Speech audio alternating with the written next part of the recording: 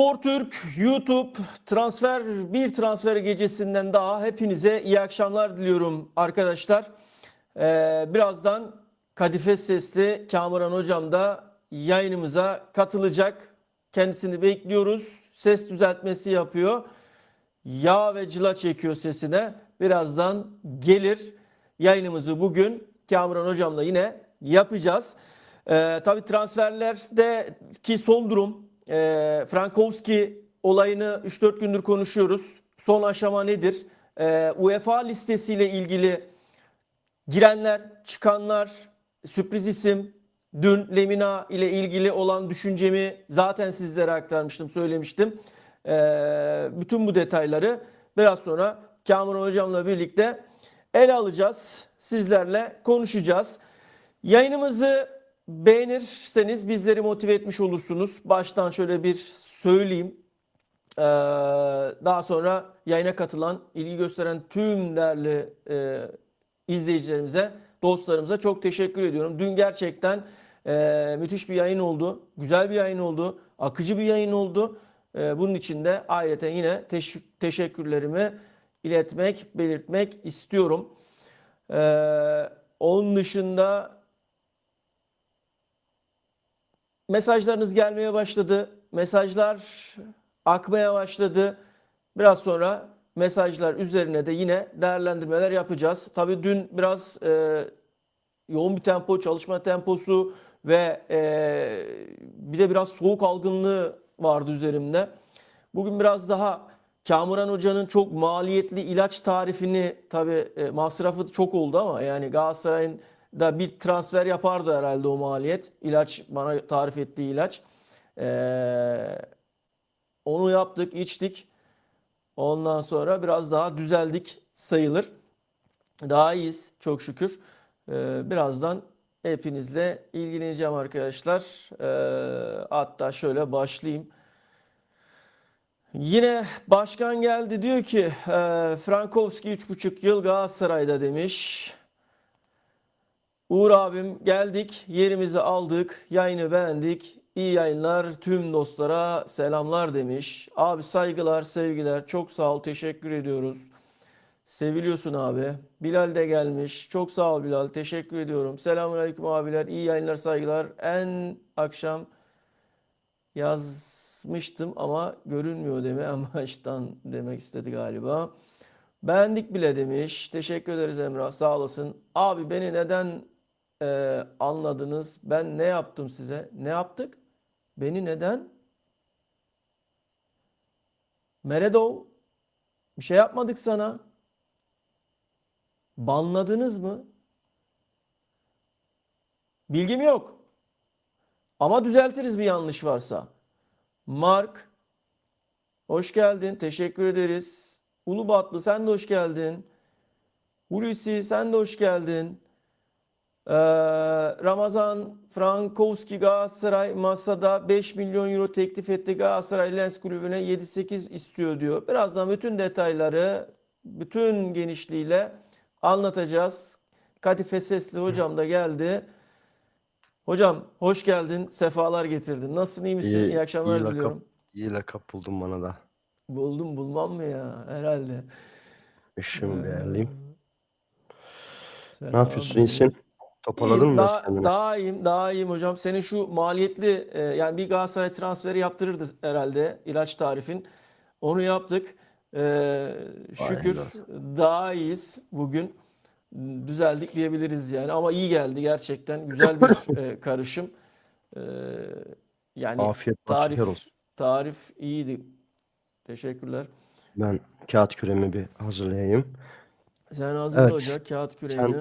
sen girizgahı Ben yaptın mı? Ne dedin? mesajlara girizgah yaptık. Mesajlara geçtim. Şöyle sen gelene kadar hem like attı. Hemen like atalım canlar demiş. Kimler var Teşekkür bakalım? ederiz. Kimler Murat. var? Şöyle ilk Herkes etapta. burada. Merhaba Bilal.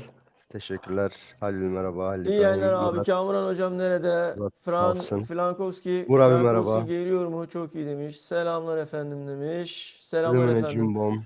Ulubatlı'ya da merhaba. O da. Cemal merhaba. Selamlar Hulusi. YouTube'da engellemeye banlama deniyor Meredov. ya, ondan diyor demiş. Arkadaşlar bir yanlış varsa düzeltiriz ya. Sorun değil. Yani şey değil. Bazen bizler de yanlış yapabiliriz. Ee, Ne evet. olmuş? Ne olmuş? Ne kim Ya Mehmet banlamış? o şey dedi.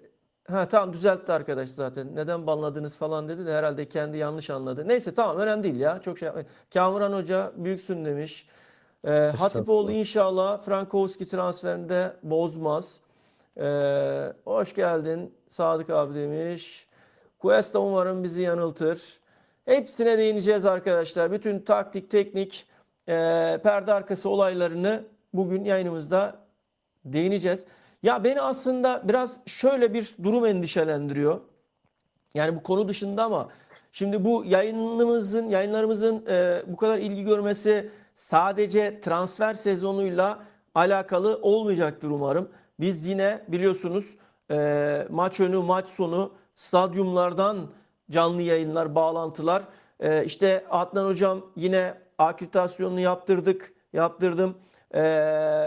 Yine antrenmana gidecek hemen Avrupa Ligi playoff maçı öncesi basına açık olarak oradan canlı yayın yapacağız. Yani bütün yayın akışımız her şeyimizi bozmadan sizlerle devam edeceğiz. Umarım bu seviye, bu tempo yine sizlerde de devam eder diye umuyorum. Bazen endişelerim yok değil. Acaba transfer sezonu bitince izlenmeler düşer mi diye de endişelenmiyor değilim açıkçası. Galatasaray Lens'e 5+2 milyon euro anlaşmaya vardı Frankowski konusunda diyor. Arkadaşlar Mehmet şimdi bak şöyle izah edeyim. Çok kez söylüyorum ama biz kendi kaynaklarımızdan haberleri veriyoruz. Yani Yağız'mış, Romano'ymuş, Ayşe'ymiş, Fatma'ymış buralardan bilgi alarak, kopyalayarak burada yayınlarımızda sizlere aktarmıyoruz.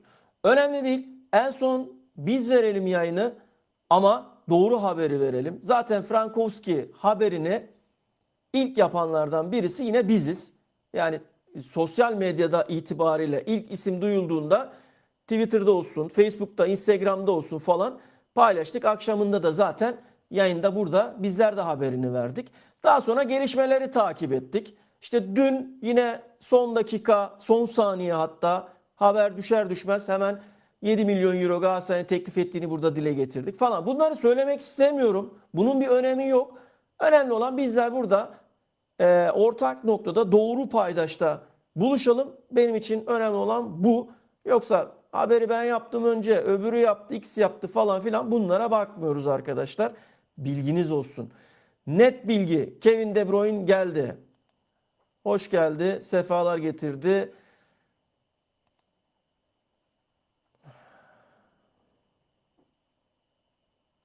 Ya arkadaş işte şimdi geldi. Banlama şimdi.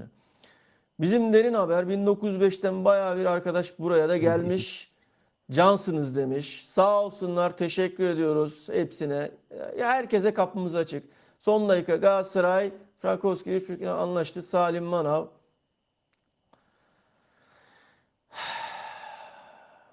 Yakup Çınar.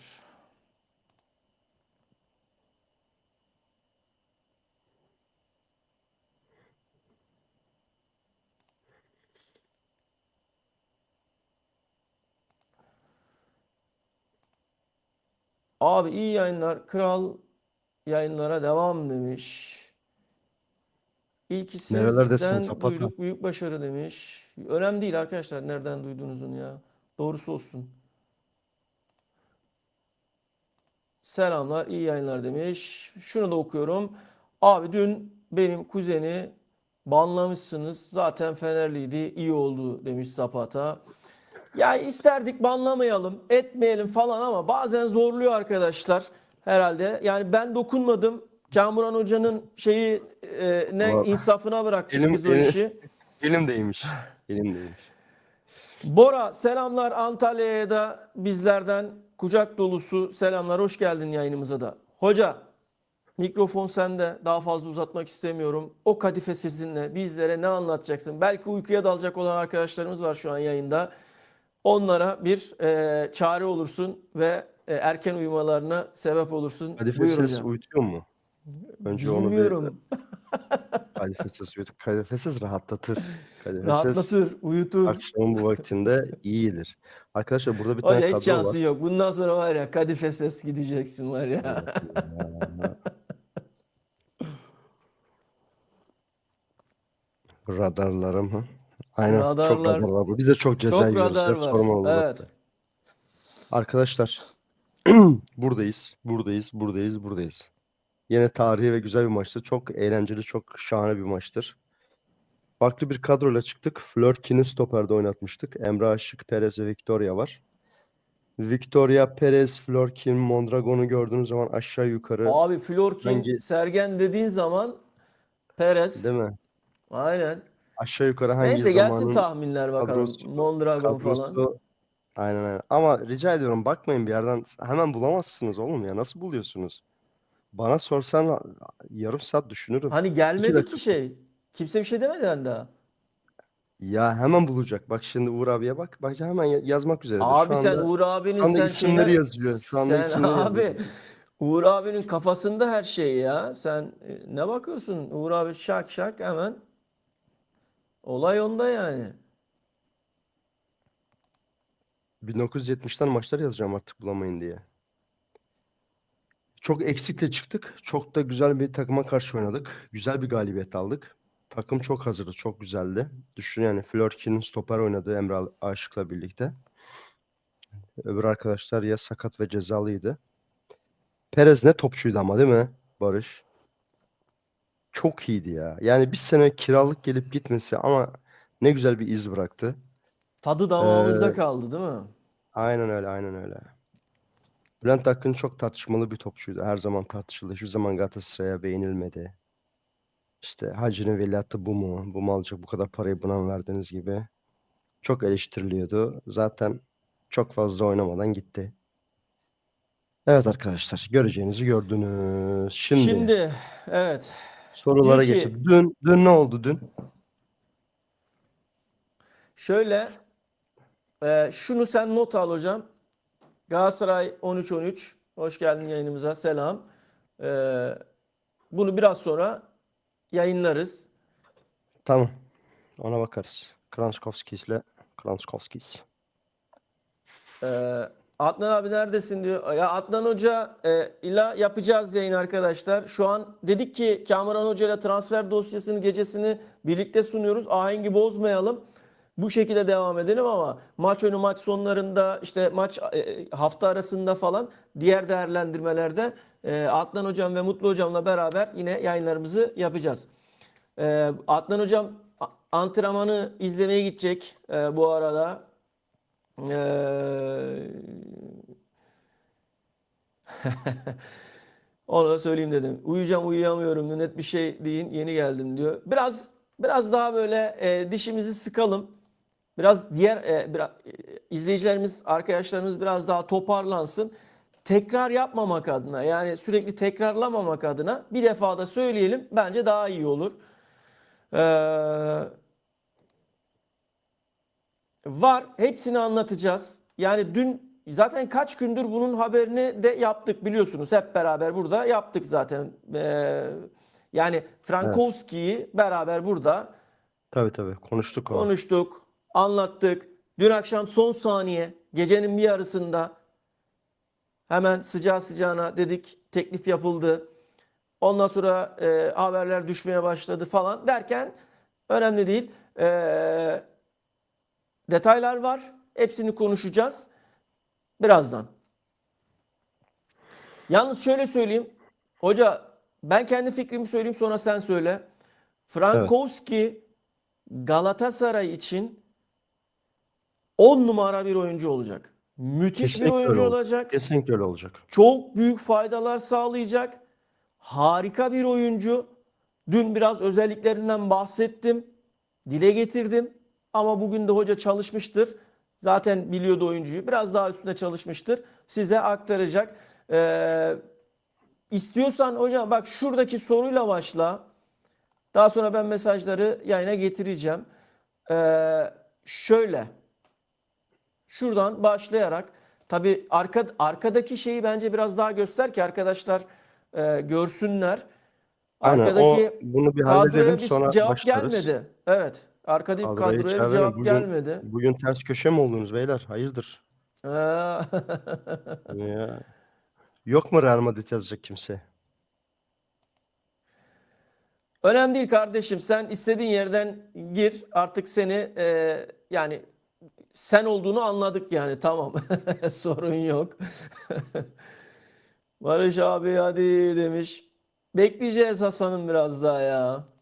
İyi yayınlar. UEFA listesi bizi nereye kadar götürür? Fikirlerinizi söyler misiniz? Söyleriz, söyleyelim.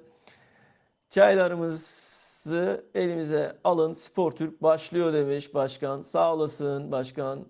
İyi yayınlar. Leminalı, Frankowski'li 11 nasıl olur ve Frankowski katkı sağlar mı? Tabii ki, tabii ki. Selamlar, Onları iyi hepsini yayınlar Barış konuşacağız. abi. Tamam. Ee, kiralık katil Frankowski demiş. Frankowski henüz alınmadı. Bizimkiler çok fazla pazarlık yapıyor. Görüşmeler bozulmaz umarım diyor. Birazdan detaylara geleceğiz. Dediğinde %80 haklısın ama Birol. Doğru söylüyorsun. Kendisi çok istiyor. Kendisi çok istiyor. Ama kulübüyle henüz pazarlık halindeyiz. Fakat kulübü de bu seviyede artık onu tutabileceğini zannetmiyorum. Yani bir noktadan sonra tıkanacaktır. Umarım bizim transfer komitesi gol yemez. Yani 3 liranın 5 liranın lafını etmez. Çünkü şöyle söyleyeyim, Frankowski Okan Hoca tarafından çok ama çok istenen bir oyuncu. Yani Okan Hoca çok istiyor. Yani Lemina'yı istemedi. Ondan sonra en son yapılan Kolombiyalı oyuncuyu yine menajerler önerdi. Yine istemedi. Hmm, detaylar var.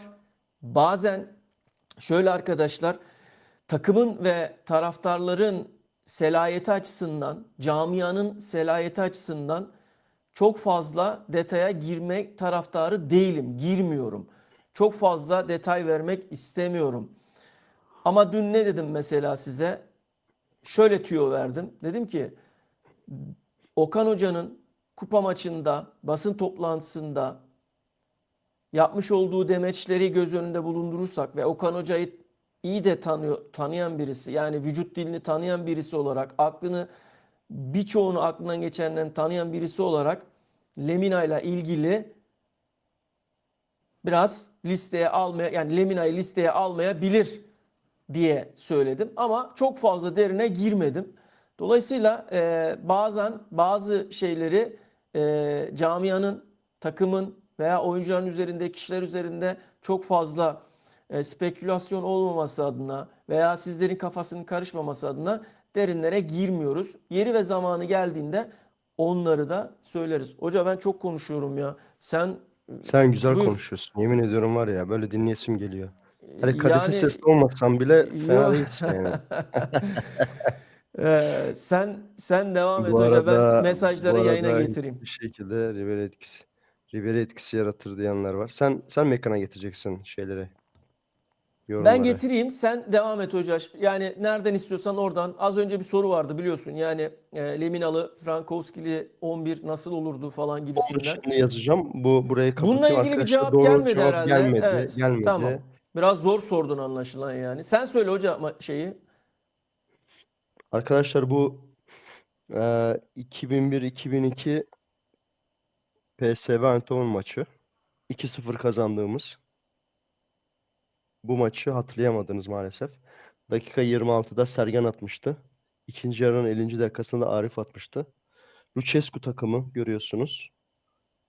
İyi defans yapmıştık. Fazla e, pozisyon vermeden 2-0'ı almıştık. 3 puanı cebimize koymuştuk. Şahane güzel bir maçtı. Tarihi bir maçtı. Galatasaray'ın iyi futbol oynadığı dönemlerden bir tanesidir. Aslında orada bizim takımdan çok rakipte ve uzun yıllar peşinden koştuğumuz bir futbolcu vardı. Kesin hatırlarsın ya. Romedel. Romedel hatırlıyor musun? Kanat Evet. futbolcusu. Evet, evet. Mükemmel topçuydu ya. O ve Kejman vardı. Onlar da gençti böyle. Bizde Hasan neyse onlarda Romelu oydu. Hatta biz yıllarca solda Hasan, sağda Şu Romelu soruya da olur cevap mu vermek olur mu istiyorum. gibi hayaller kurduk ama bir türlü olmadı. Transferi gerçekleşmedi. 38 yaşına bile adama teklifte bulunduk. Adam gelmedi. Gelmedi, Şimdi gelmedi. Firmino ile ilgili Fenerbahçe'nin bir ilgisi vardı. Bunu yayında burada söyledim. Daha sonra sosyal medya hesaplarımda paylaştık. Paylaştım, daha doğrusu ben paylaştım. Ondan sonra ertesi gün Firmino'nun menajeri açıklama yapmak zorunda kaldı. Hani Firmino şu anda kulübünde memnun ve kulübünde devam etmek istiyor diye. Ee, Olursa bana göre Fener olur.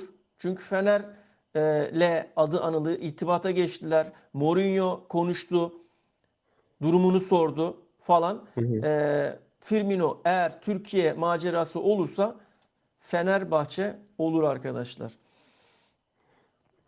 Ama transfer bu. %100 demiyorum. Yanlış anlaşılmasın. Yani bu transferin %100'ü olmaz yani. İyi akşamlar. Sizi ilk defa izliyorum. Abone oldum. Yayını beğendim. Kanalınızın daha çok büyümesi dileğiyle demiş. Çok teşekkür ediyorum. Çok sağ olun. Umarız bizler de yayın kalitemiz, içerik kalitemizle doğru bilgi akışımızla sizleri memnun ederiz ve sizin bu gösterdiğiniz teveccühlere bizler de karşılık vermiş oluruz. Teşekkür ederiz efendim. Sağ olun. Ee, Buyur hocam. Devam et sen. Şimdi az önceki soruya cevap olarak yazacağım. Tabii tabii. Frankowski'li Evet, sen Leminalı bir devam et. kadro oluşursa nasıl Cuesta. oluşur Evet. sorusunun cevabını yazıyorum.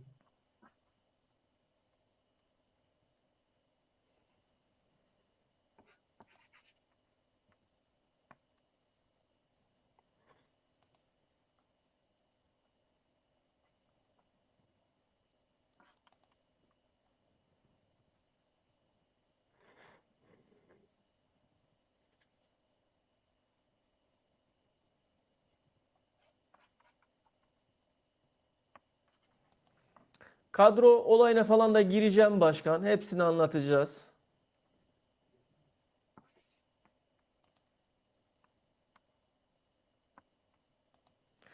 Şimdi şöyle Lemina ile ilgili arkadaşlar şunu söyleyeyim.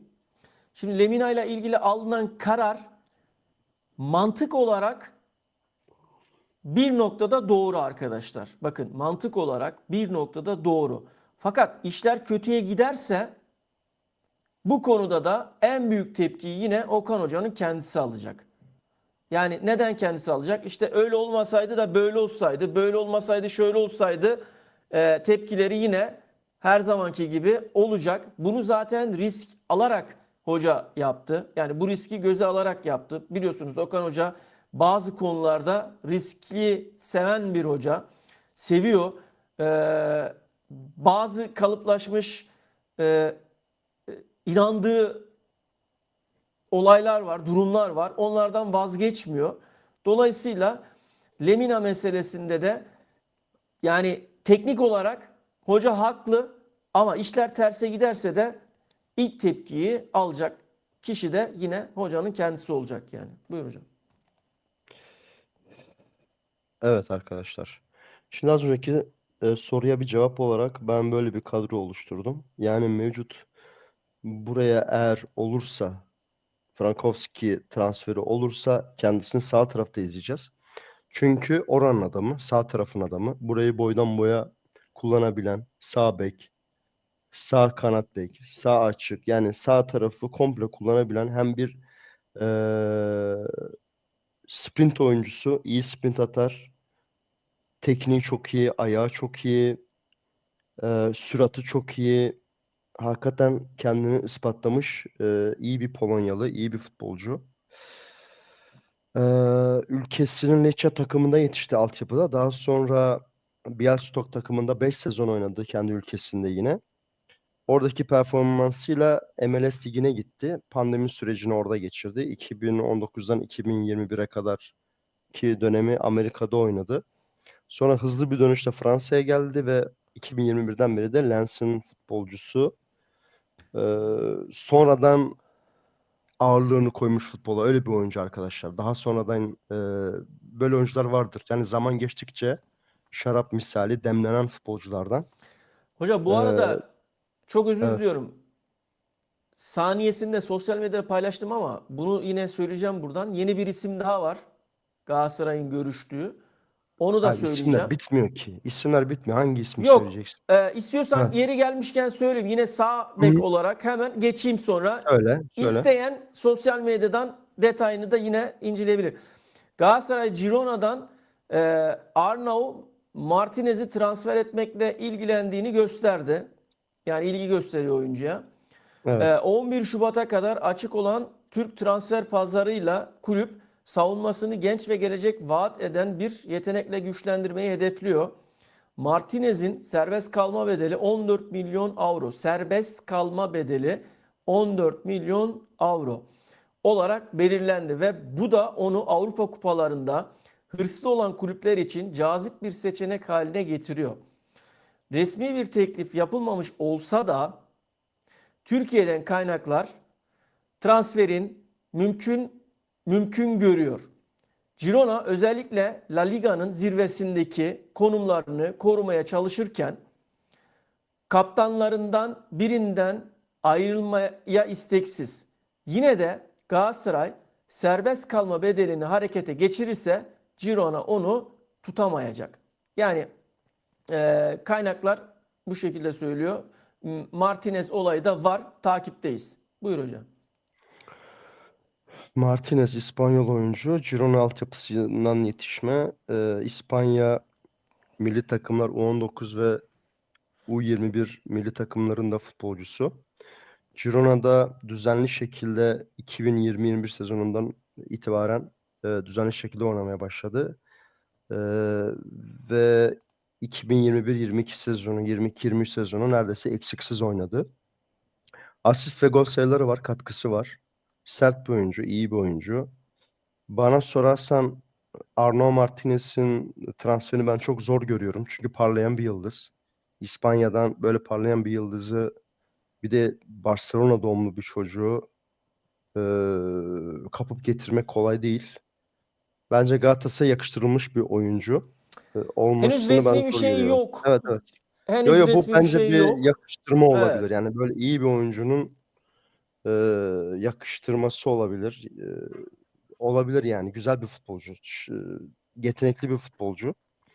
Olması isteniyor diyelim. Yani bu bir, nasıl söyleyeyim, benim açımdan ben zor görüyorum. Yani onu söylemek Hocam istedim 14 sadece. milyon euro serbest kalma maddesi var.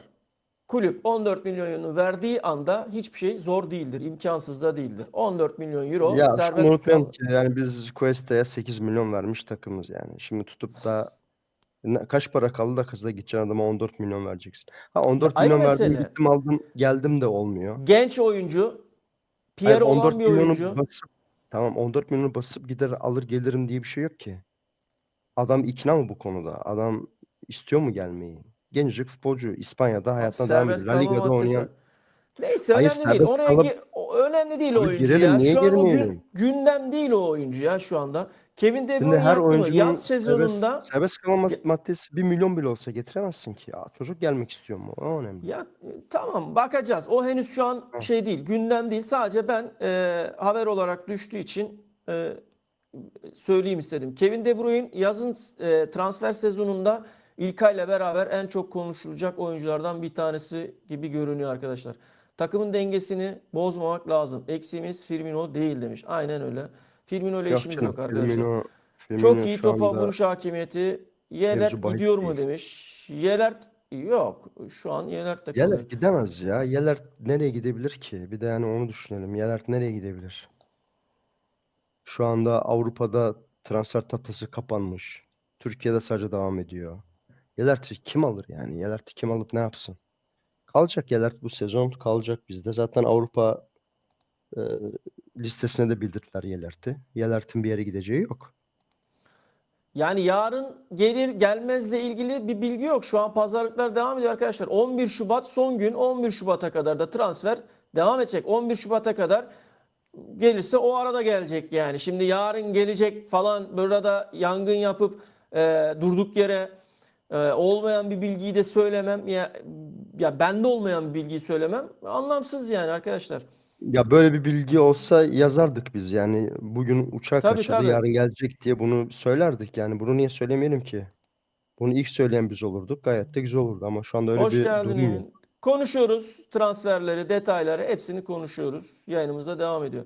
Hoca sen evet kadro üzerine sen konuş. Sen devam et. Şimdi Okan Hoca'nın üçlü sistemde oynayacağını herkes biliyor aşağı yukarı artık ve bunu kendisi de deklare etti. Üçlü oynamak istediğini. Abdülkerim'i mutlaka göreceğiz. Çünkü bizim 3 yıldır değişmez oyuncularımızdan bir tanesi. Sanchez de aynı şekilde 2 yıldır muazzam bir performans gösteriyor. Şimdi onun milli takımdan arkadaşı Cuesta. Gerçi biz bunu dün konuştuk, tartıştık. Yani beğenirsiniz, beğenmezsiniz. Artık Galatasaray'ın futbolcusu. Yani bu saatten sonra çok da adamı ezip bir şey yapmaya gerek yok. Bu Ya adam Fatih geldi mi Terim ne geldi. dedi? Ne Hiç dedi? sevmediğiniz bir oyuncu da olsa Galatasaray formasını sırtına geçirdiği anda saygı duyacaksın Aa, dedi. Bitti. hayır. Hocanın dediği bu. Yani yani hiç Bitmiştir. sevmesen de Galatasaray formasını giyen her oyuncuya saygı Ben de göstereceksin burada kendine. haftalardır şunu söylüyorum. Söylemeye devam edeceğim. Arkadaşlar lütfen Kaan Ayhan'a, Berkan'a, Cuesta'ya, Yellert'te herhangi bir futbolcumuza lütfen sallamaktan artık itina edelim, vazgeçelim. Yani bunun bize bir getirisi yok. Bu sadece futbolcularımızı değersizleştirir, morallerini bozar, takımı aşağı çeker. Herkes sosyal medyaya giriyor. Hepimizin elinde telefon var. Hepimiz bakıyoruz. Hiçbirinizin hakkında kötü bir şey yazılması kimsenin hoşuna gitmez. Tabii O da ki. öyle bir şey yani. O da o futbolculara emek veriyor. Kimse zorla gelmiyor bu takıma. Cuesta kendi kendini buraya getirmedi. Yani ben zannetmiyorum Sanchez beni buraya Sanchez de onu aldırdı falan böyle bir şey yapmamıştır. Bu adamın yazın değeri bakın Kupa Amerika'dan çıktıktan sonra başkan buna 6 milyon değer biçti. 6 milyon. Kupa Amerika'da çok güzel bir kupa geçirdi. Bunlar üçüncü falan oldular yani. Bu kadar iyi bir turnuva geçirmesine rağmen yazdan beri gideceği belliydi bu futbolcunun. Biraz da o yüzden yedek bırakıldı. Bunu da unutmayalım. Nelson çok kötü bir futbolcu mu? Değil. Ama Nelson'un gideceğini bildiği için Okan Hoca artık bir yerden sonra yedek bırakıp bundan olmayacak e, denildi. Biraz da kenara itildi. Cuesta da kendi takımında öyle bir durum yaşadı. O yüzden yedek kaldı. Onun çok kötü bir futbolcu, kalitesiz bir futbolcu olmasından dolayı değil. Bir kere bunu bilelim. Bu adamı yazın eğer bizim listemizde olsaydı, isteseydik bunu belki 4-5 milyona bile alabilirdik. Çok daha az rakamlar alabilirdik. Ama sen transfer sezonunu kaydırıyorsun. Herkes listesini oluşturmuş, UEFA'ya bildirmiş ve senin onun kapısını çalacağını biliyor, eksiğini biliyor. Stoperi koyuyor pazara. Sen gidip almaya çalışıyorsun. Tabii ki 3-4 milyon üstüne koyacak. Ağlaya ağlaya alıyorsun. Sonra bir de taraftarına beğendiremiyorsun. Yani şimdi burada biz futbolcunun üzerine fazla gidiyoruz. Burada Bir çıksın, yönetimin oynasın, bir hatası, görelim değil evet, mi? Daha adam yönetim maça çıkmamış. Adam antrenmana bugün yönetim bir kez çıktı ya. yönetim ekonomik olarak bir hata yapmış mı? Yapmış. Bunu her zaman yapıyoruz. Yani bunda şaşıracak bir durum yok. Ama bu yönetimin 5 milyonluk, 6 milyonluk oyuncuya 8 milyon vermiş olması bu oyuncuyu değersizleştirmez. O şeyden bakmayın. Şimdi Lemine'ye gelince. Lemine ile ilgili çok spekülasyon var. Çok söylenti var. En çok söylenenlerden bir tanesi de Okan Hoca'nın kendisini istememiş olması, taraftar baskısıyla alınmış olması. Arkadaşlar ister taraftar baskısıyla alınsın, ister Okan Hoca kendisi gitsin alsın, ister yönetimden birileri alsın. Bu takımın Lemina'ya ihtiyacı var. Lemina gibi bir futbolcu diyeyim. Lemina gibi bir futbolcuya bu takımın bu orta sahanın ihtiyacı var. Ya Sara sakatlanıyor, oynayacak adam yok. Torreira sakatlanıyor, yedekleyecek adam yok. Devamlı iki oyuncunun, üç oyuncunun omuzlarına bindiği zaman bu orta saha, tabii ki defolar ortaya çıkıyor. Tabii ki gol yiyorsun. Lemina buraya bir kere bir sertlik getirecek, bir dinamizm getirecek. O konuda eminiz. Lemina'nın burada olması muazzam. Benim bu sene, bu kış transfer döneminde ve uzun süredir yazdan beri en sevindiğim, Saray'la birlikte en sevindiğim transfer Morata. Muazzam bir transfer. Arkadaşlar biraz kış transferinde araya kaynadı. Böyle biraz bilemiyorum yani e, farkında mıyız değil miyiz ama Morata gibi Alvaro Morata var bizim takımımızda. Muazzam bir forvet ve 1,5 senelik sözleşmesi var bizle.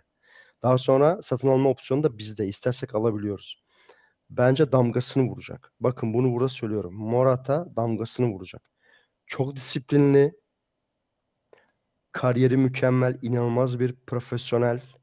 Oyun bilgisi, futbol bilgisi inanılmaz. Ya bir Bolu maçında bile ne kadar disiplinli, ne kadar istekliydi, ne kadar eee, takım oyuncusuydu. Fark ettiniz mi maçı izleyen arkadaşlar? Yani şu gerilere gelip burada kaç tane daha transfer olmadan 3-4 gün önce ben bunu anlatmıştım o özelliğini. Barış sen hatırlarsın. Evet, Buralara hatırlıyorum gelip hocam. oyun kurduğunu, top kaptığını, arkadaşlarına top kazandırdığını defalarca anlattım. Ve bunu Bolu maçında bile yaptı bu adam. Morata'nın ilerleyen günlerde, ilerleyen haftalarda nasıl bir star, nasıl bir dünya yıldızı, nasıl bir futbol adamı olduğunu göreceğiz ve keyfini çıkaracağız. Hocam şimdi ben gündem olmamış, yani Türkiye'de gündem olmamış, belki de cılız da olsa diyeyim, yani net gündem olmamış demeyeyim ama bir transfer haberini daha söylüyorum. Yani bu bir transfer haberi, hani girişim kulüpler arasında, ha, çok isim geliyor gidiyor. Bu normal arkadaşlar, olacak. Çok isimler var. O geldi, bu gitti falan, ama biraz daha detaylarına iniyoruz. Galatasaray Lyon'dan Niles'i transfer etmekle ilgileniyor. İlgilendi. Daha doğrusu öyle söyleyeyim. 4 saat önce geldi bu haber bana. Lyon'a kiralama teklifinde bulunmasına rağmen çok yönlü oyuncuyu serbest bırakmaya sıcak bakmıyor Kimden ve bahsediyoruz? Bir teklifi kere daha söyleyebilir misin? reddetti. Lyon'dan Niles. Ha, tamam anladım. Anladım. Yine sağ, Hı, Niles. Evet, evet, evet. evet, 27 yaşında ama Maitland yine istiyorsun. Evet. evet, Maitland Futbolcu Niles, yani aynen aynen. Futbolcu Lyon Arsenal oyuncuyu serbest Arsenal bırakmak istemedi altyapılı. yani. Evet, evet. Arsenal Bunları da altyapılı söyleyelim de futbolcu. arkadaşlar bilsin yani. Ipswich Town'da kiralık olarak oynadı. West Bromwich'te kiralık olarak oynadı. Sonra Arsenal kendisini A takımda denedikten sonra Roma'ya da kiralık verdi. Southampton'da kiralık oynadı. Tutturamadı fazla. Ee, Daha sonra 2 yıldır da Lyon kulübünde futbol oynuyor. Ee, Lyon'a çok gidip geldik be. Yani Lyon bir de futbolcuyla ilgili Niles'le ilgili şöyle güzel bir gelişim var.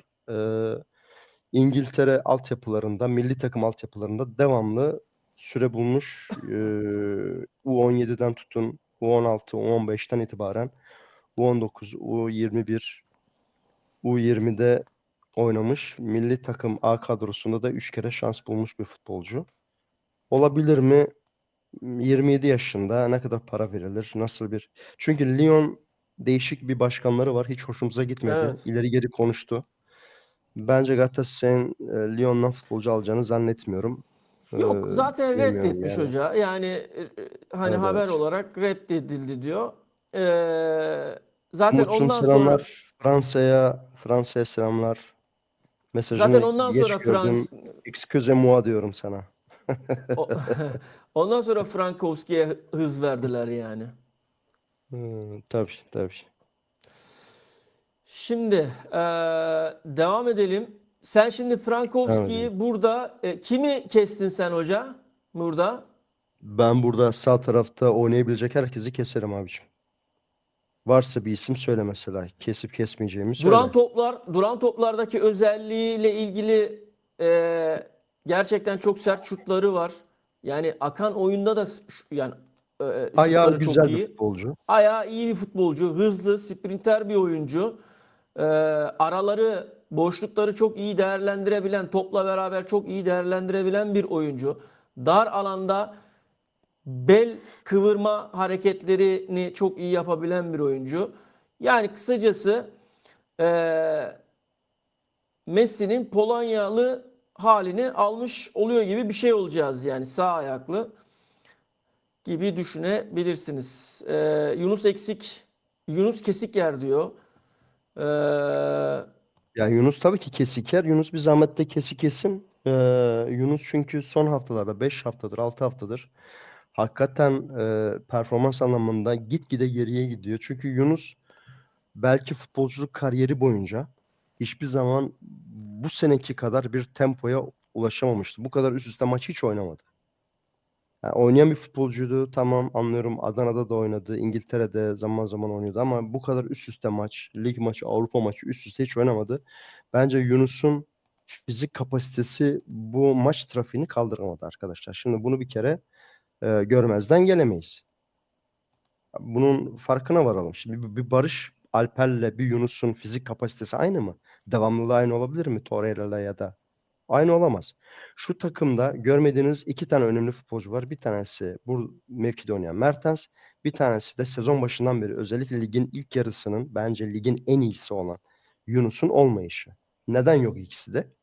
Çünkü fizik kapasiteleri takımın gerisinde kalmaya başladı. Yunus kesik yiyecektir. Mertens de alternatiflerden biri olacaktır. Barış'cığım bunu büyütebiliyor muyuz? Büyüteceğiz hocam. Uğraşıyorum şimdi, hemen yapacağım. Sen yaparsın kral. Şimdi Tamamdır bence. iyi mi böyle? Şöyle yapalım. Şu yukarıya gerek yok. Biraz daha büyüteyim ben. Aynen. Bunu da okursunuz artık. Tamam. Yani Güzel, güzel. güzel. Bir Böyle şey iyi oldu. diyeceğim. Evet. İki kaleci bildirmişiz. İsmail Jakobs, Davinson Sanchez, Roman Şalai, Kerem Demirbay, Bazen de olsun. Mauro Emanuel Icardi, Mertens, Yunus Akgün, Berkan Kutlu, Günay Güvenç, Gabriel Sara, Kaan Ayhan, Elias Yelert, Carlos Cuesta, Yusuf Demir, Lucas Torreira, Abdülkerim Bardakçı, Victor Osimhen, Barış Alper Yılmaz, Alvaro Morata, Metehan Baltacı. Evet arkadaşlar. Avrupa kadrosu Galatasaray'ın bu şekilde. Dün yayınımızda buraya listeye girecek 3 kişi ve çıkmış 3 kişiyi biz buraya yazdık. Bu açıkça söyleyeyim bizim herhangi bir yerden aldığımız bir tüyo değildi. Bir yerden aldığımız bir Yusuf duyumla da Demir, evet, alakalı yabancı değildi. statüsü Yabancı. de. Evet. Bu sadece tahmindi. Yani biraz burada kim olmalı, kim olmamalı sorusuna cevap olarak yazmıştım ben onu. Mantık olarak zaten eğer Nelson gittiyse defanstan bir adam eksilmişti. Onun yerine üçlü oynamak isteyen bir takımın mutlaka bir stoper eklemesi gerekiyordu. Beğen beğenme ama Cuesta'yı bir şekilde oraya ekleyecektin. Aynı zamanda Batshuayi gibi iyi kötü beğen beğenme. Sonuçta takımın 3 iyi forvetinden bir tanesiydi. Onun yerine alınmış Morata da mutlaka listeye eklenmeliydi ve eklendi. Son olarak da başka kim eklendi ya? Ha, Roland Şalai. Şalai de kanat Şalai'ye söz rotasyonunun verildiği için eklendi ya hoca. tabii Yani ki Şalai yani bekledi. Yok, ona bir daha orada bir hani iki seni hafta almıyoruz diyemezlerdi yani. geç transfer edildiği ya tabii yani ayıp olurdu. Çünkü Roland Görüşmeler devam Şalai gerçekten ediyor. beğenin beğenmeyin Frankowski ile ama ilgili. %100'ünü vermeye çalışan iyi bir profesyonel. Çok iyi bir profesyonel. Ben Roland Şalai'yi e, yani hırsından sahaya kattıklarından vermeye çalıştım. Yani arkadaşlar oyuncunun kalitesini, oyuncunun teknik kapasitesini beğenirsiniz beğenmesin o farklı bir şey. Ama oyuncunun %100'ünü vermesi çok apayrı bir şey. Bir futbolcu benim için Galatasaray futbolcusu sahaya çıktığında %100'ünü veriyorsa, elinden geleni yapıyorsa ben o arkadaşa saygı duyarım. Aferin derim. Ama burada çıkıp yani hayal aleminde dolaşır gibi vakit geçiriyorsa işte orada yokuz arkadaşlar. Orada tepkimizi koyarız. Çıkartamıyoruz Kuzey. Yani çıkartma yok. Ya şimdi şöyle, mesela Neyi nereden çıkarıyorsunuz? Bir daha neydi soru? çıkartmak yasak, yani listeden diyor, çıkartmak diyor yani. Var olanları diyor yani. Var olanları, daha önce 3 eklenenleri, oynama yapabiliyorduk arkadaşlar. 3 oynama ekleme yapabiliyorsun. Çıkarma olayı yok. Şimdi şöyle, burada Berkan da güzel bir şeye değindi. Zaten bunu dün yine gündemde burada konuştuk yayında. Ya bizim önceliğimiz, bana göre de Türkiye Ligi. Zaten bununla Şimdi ilgili bunu ben sorularda sorduk. buradakini değiştireyim çünkü Şampiyonluk bu dedik. varsayım üzerine Frankowski'yi buraya yazın. Az önce isteyen arkadaş için yazmıştım. Ama şu anda bizim sözleşmeli futbolcumuz değil ve adamla Aynen, herhangi bir Soner şeyimiz yok. doğru Çünkü olanı bizde Soner yazdı, biliyorsunuz evet. 80 futbolcu yazılır. Bizde en sonunda son dakikada yarım yamalak birini alıp getiririz. Ee, O yüzden çok da bizim yönetime Yok, güvenemiyorum. olmayacak. Yeni liste bu artık. Başkan aldık dedi. Başkan aldık diyorsa tamam abi.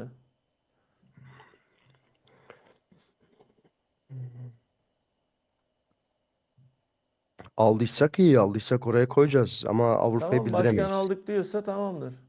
Başkanım. Ee, ne demiş? Barış abi, benim sorun neydi gülüm? Sorun neydi? Göremiyorum ki. Bir daha yaz istersen. Yukarılara çıkartma beni, ne olur. Hemen soralım hocaya. Orta sahada Kerem, Kaan, Berkan yedek ama kanatlarda Yunus ve Barış'ın tek Bravo yedeği Soner. Demek Şalay. istediğim oydu. Demek istediğim benim oydu. Evet.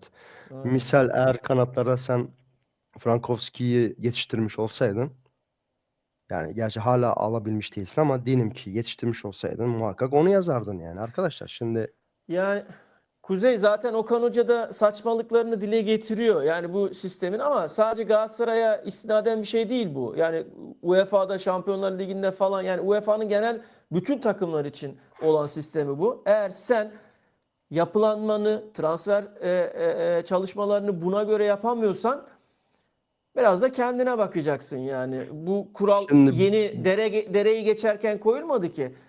E, yeni sistem açıklandığında zaten anlatıldı bunların hepsi şimdi yani sevgili kulüplere. Kuzey, burada sadece oynayabilecek futbolcular da listedekiler değil.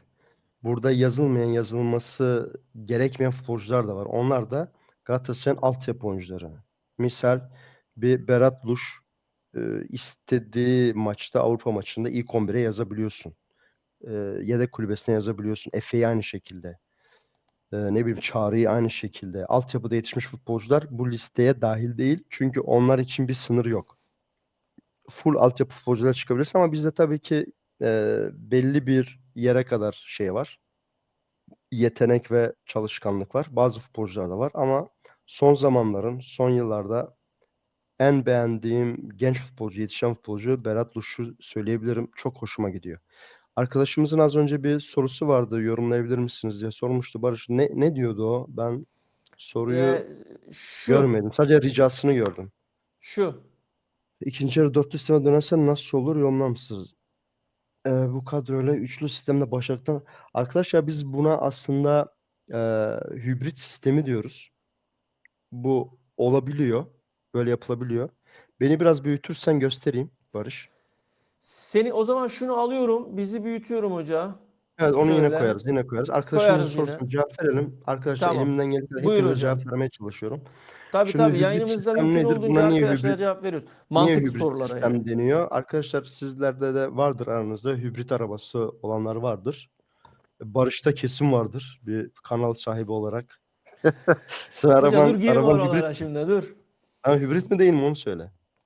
Değil. Seninki dizeldi. Dizel benimkisi. Tamam ben bu arada bir tane hibrit kullanıyorum. Arkadaşlar hibritte nasıl oluyor biliyor musunuz? Belli bir hız belki bir yere kadar araba hibritte gidiyor. Ondan sonra e, motorun şeyi biraz yükseldiği zaman, biraz güce bastığınız zaman hemen motor devreye giriyor ve benzin yakmaya başlıyor. Bu bir hibrit sistemdir. Futbola da bunu bu şekilde uyarlayıp çevirdiler. Bunu da şundan dolayı çevirdiler. Şimdi takımlar artık son yıllarda saha içerisinde nasıl 11 ile çıkarsa çıksın bazen şekil değiştirebiliyorlar. Yani sistem oyun içinde oynanıyor. Hoca ne yapıyor? Üçlü başlıyor. Hafif kaydırmalarla dörtlüye dönebiliyor. Mesela bu sistemde arkadaşlar kanat beklerinizin biraz defansif özelliği varsa ki Galatasaray'da bu yok.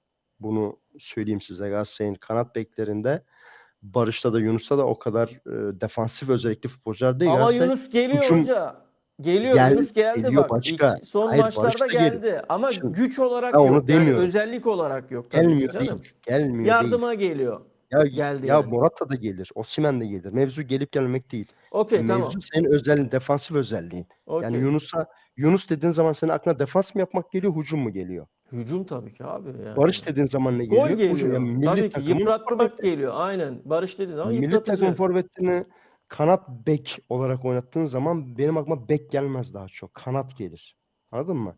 Şimdi bu sistemde oynayan bir Okan Hoca var. Bu direkt aslında sadece üçlü defans. Ha, yeri gelince iyi bir rakiple oynadıkları zaman geriye gelmeyi de bilecekler. Olay bu. Yalnız şöyle bir durum var. Pek mümkün olmuyor ama diyelim ki mümkün olduğu zaman burada Yunus değil ama hoca çok kuvvetli bir takımla oynadı ve biraz da gününde ise buraya Jakobs'u oynattı. Jakobs diyelim o gün sakat değil ve oynayabilecek durumda. İşte burada hibrit sistem devreye girebilir arkadaşlar. Burada hibrit sistem devreye gelir. Nasıl olur? Jakobs bek pozisyona, Cuesta da sağ bek pozisyona. Çünkü Cuesta'nın özelliklerinde sağ bek oynayabilme özelliği var. Bunu yapabiliyor Çok bu oyuncu. yönlü. Ortada da Çok oynuyor. Orta Yani yani öne şuralarda de alabilir. hatta Evet, Limina'nın Cuesta'da çok oralara falan saçma sapan alabiliyorsun. şeyler göreceksiniz. Çok saçma sapan şeyler göreceksiniz. Bazı gelen mesela rakip forvet burada değil mi? Cuesta adama yapışmış. Herif top kapmak için ta buraya kadar geliyor. Kendi yarı sahasına kadar geliyor. Bizim eleman da arkasından ta buralara gelecek. Bu arkadaşı şuralarda rakibin yarı sahasında falan görevini bırakmış herifin peşine düşüp gittiğini görürseniz şaşırmayın. Böyle değişik değişik huyları var. Alıp gidiyor. Ha gidince de ne yapıyor biliyor musun? Söyleyeyim mi?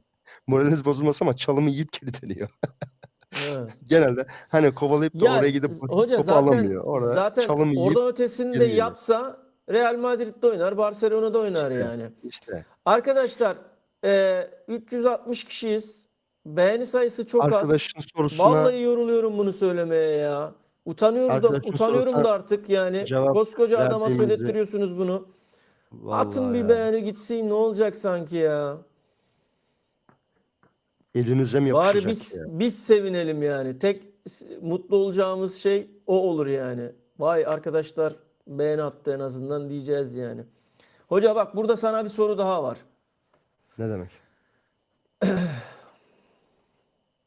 Olamazdı. Arkadaşlar Osimhen bu sene Galatasaray'ın can simidi oldu.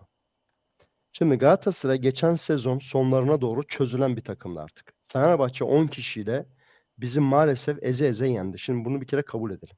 Fenerbahçe bizi geldi kendi evimizde 10 kişi kalmalarına rağmen Fenerbahçe bizi yendi. Nasıl yendi, niye yendi? Çünkü bizim tempomuz Fenerbahçe'yi yenmeye yetmedi.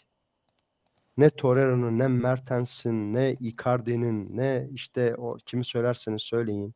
Nelson'dur, Apo'dur falandır filandır. Kimsenin Kaan Ayhan'dır falan bu futbolcuların temposu Galatasaray'ı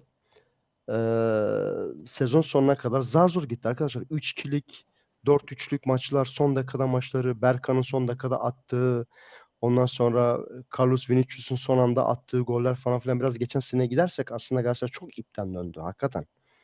Ama bu sene ne oldu? Bu sene Galatasaray'a bir gençlik aşısı, bir dinamizm aşısı geldi.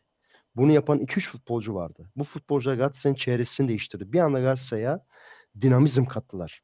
Güç eee, ve efor kattılar. Kim bunlar? Bir, Osimhen. İki, yeni transfer sayılır Yunus.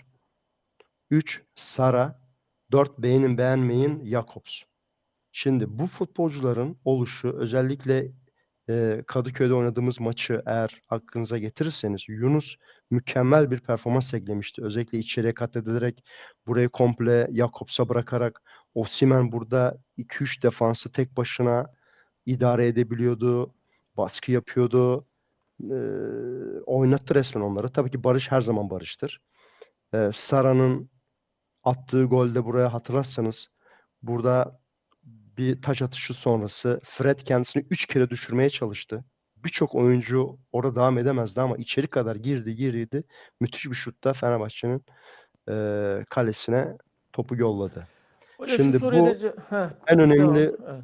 bunu yaratan bu Galatasaray'ın fizik gücünü yukarı çeken Galatasaray'ın Galatasaray'a ekstra hücum gücü katan en önemli futbolcu Osimhen bu sene. Osimhen olmasaydı biz bu sene lider olamazdık kesinlikle. Hele bir de Icardi bu haldeyken Hayatta olamazdık. Şimdi ben bir şey daha eklemek istiyorum bu konuda. Şimdi Osimhen atletik, yıpratıcı bir oyuncu. Kafa vuruşları, hava hakimiyeti çok çok çok etkili bir oyuncu. Şimdi Icardi Osimhen ikilisi oynarken Icardi biz Osimhen geldiğinde Osimhen'e en çok golleri kim attıracak?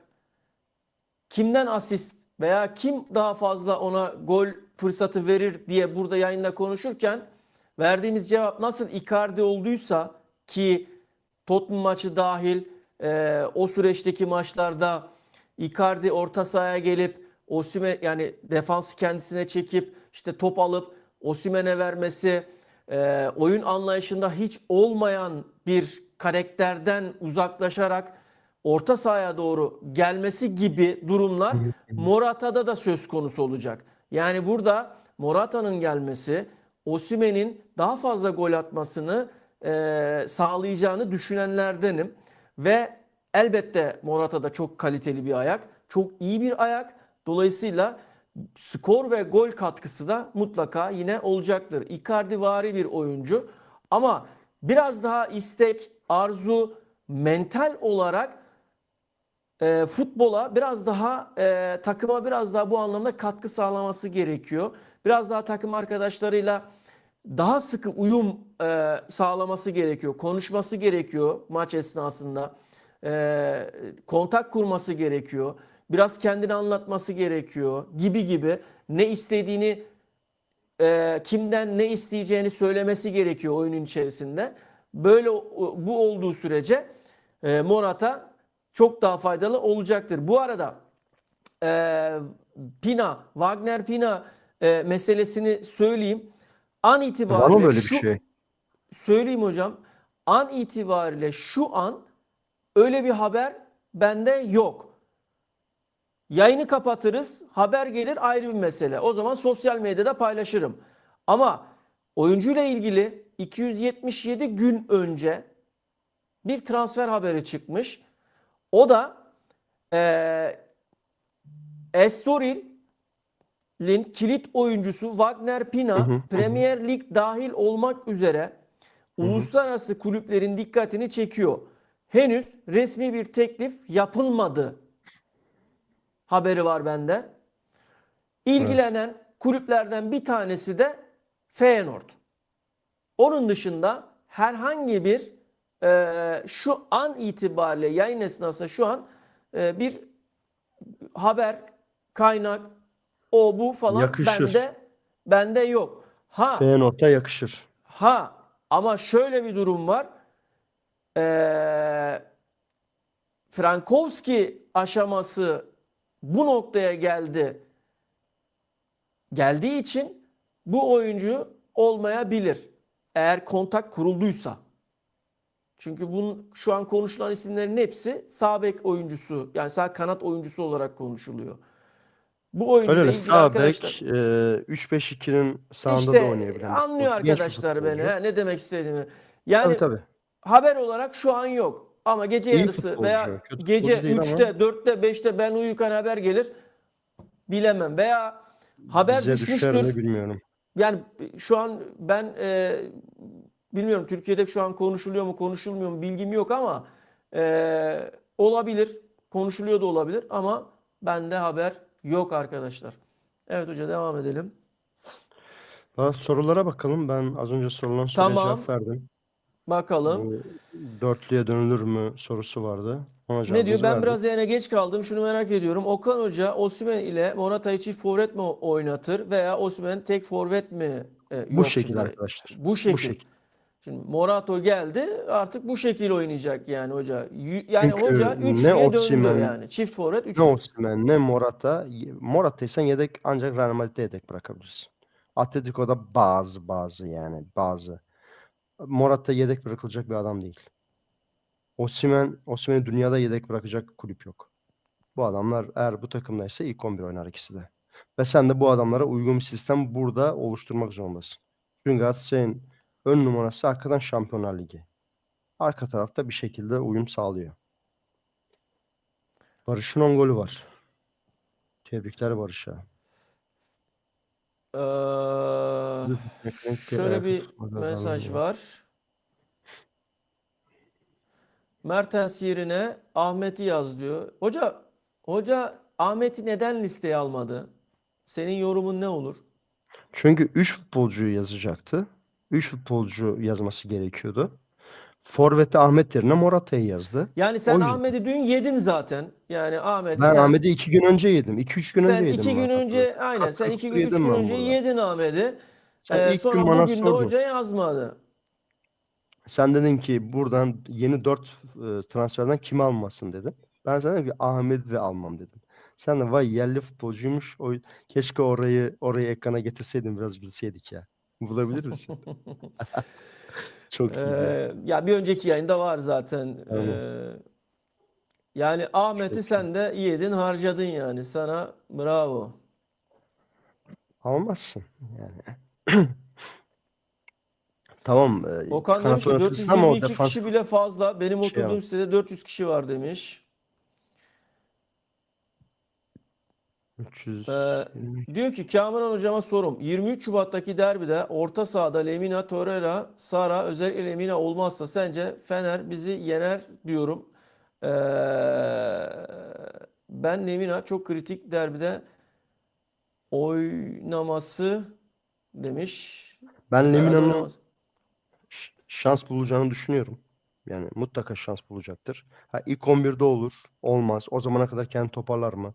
Arkadaşlar en son 6-7 hafta önce maç oynadığını unutmayalım Lemina'nın. Hazır gelmedi. Yani Lemina özür dilerim, Morata mesela bir hafta önce Milan'da maçını oynadı. Galatasaray öyle geldi.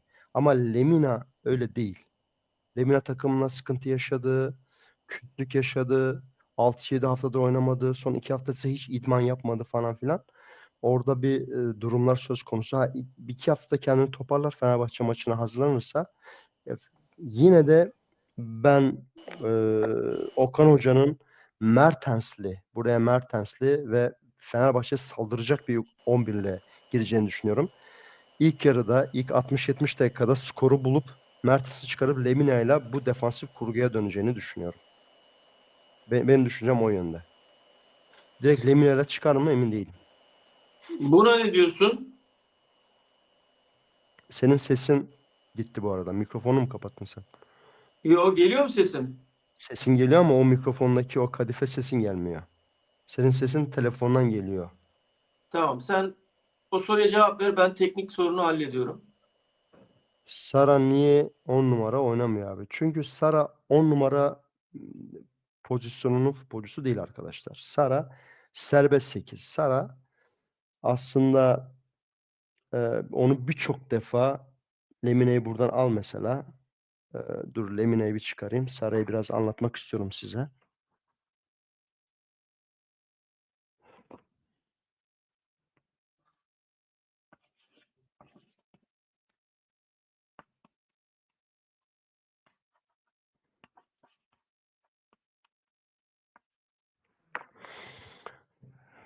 Galatasaray özellikle ön alan baskısı yaptığı zaman biz genelde Torreira'nın öne çıktığını.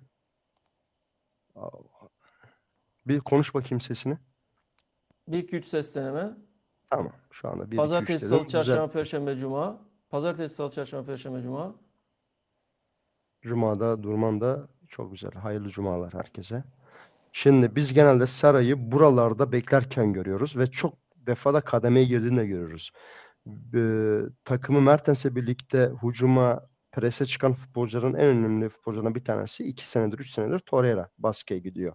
Saray'ı biz genelde buraları toparlarken ve Sara önü açıkken bence çok daha etkili. Yani Sara şuraya baktığı zaman, önüne takım arkadaşlarını aldığı zaman bende daha etkili. Şurada sırtı dönük top alıp dönmesi ve burada e, oyun yaratması fazla gördüğümüz bir şey değil. Fazla bunu ben e, İngiltere'de de izlediğim maçlarda onu o şekilde görmedim. Orada daha çok sağ tarafta ve 8 numarada izlemiştim.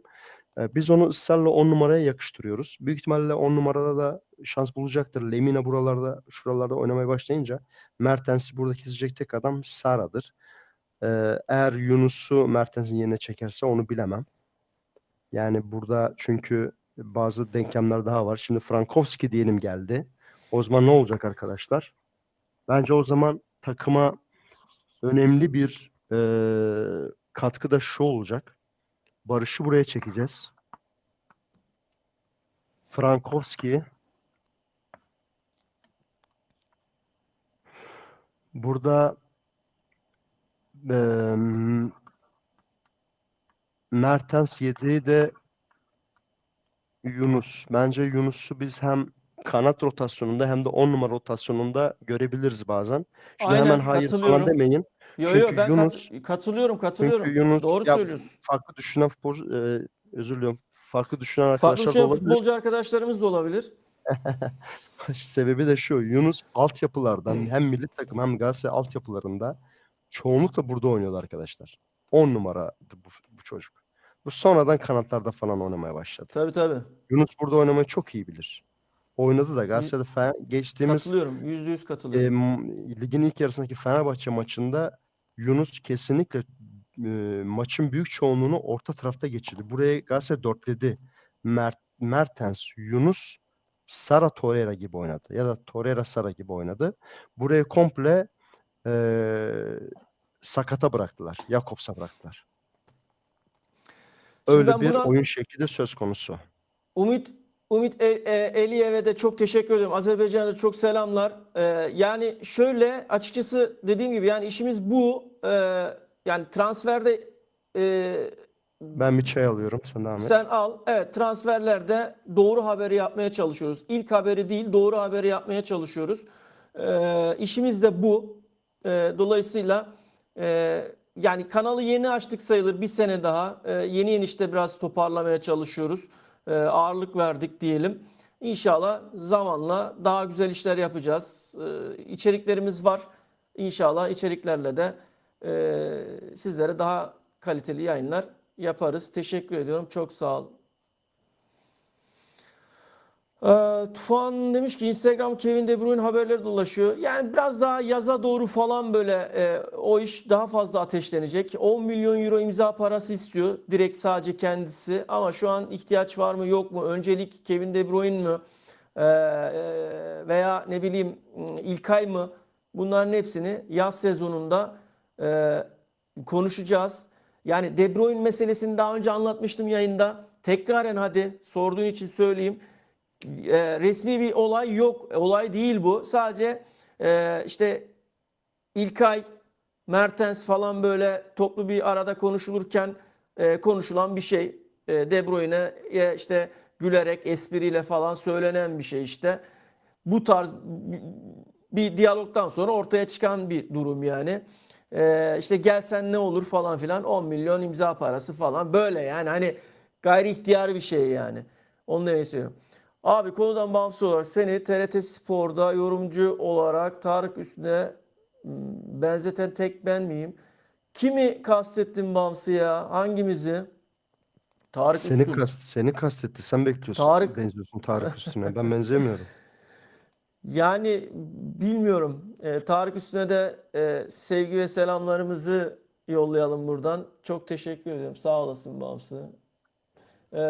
Morata ile yeni Mertens'imizi aldık. Kalite, iş, Sen ahlakı Tarık olan Üstün, ben de pozitif. Veli. Ya biz televizyoncu değiliz. Biz işin Evet, mutfağındayız. Veli. Biz haberciyiz yani. Araştırıyoruz, haberciyiz, gazeteciyiz. Yani yazılı ve görsel basın deniyor ya her zaman. Biz görsel basın değiliz, biz yazılı basınız. Ne yapıyoruz burada? İşimizden sonra sizlere doğru haberi, özellikle bizim Galatasaray taraftarının bu yangın biraz daha böyle heyecanlı olan arkadaşlarını biraz daha sakinleştirmeye, doğru bilgiler aktarmaya çalışıyoruz. Durumumuz bu yani arkadaşlar. Tekraren söyleyeyim.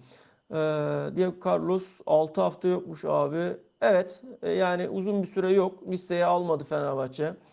Okan Hoca dörtlüye geçtiğine Costa sağ bekte. Al buyur hoca.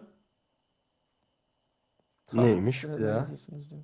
Dörde geçtiğinde koysa sağ beki geçtiğinde hücumsal anlamda hatta savunma anlamında ileri top kaybetme ve pas hatası yapma sıkıntı olmaz mı Kalman abi? Şimdi Onu zaten belirtmiştim. Cuesta çok hızlı, çok süratli bir futbolcu. Hakikaten buradaki birçok kanat futbolcusundan bile daha hızlı. Onu zaman içerisinde göreceksiniz.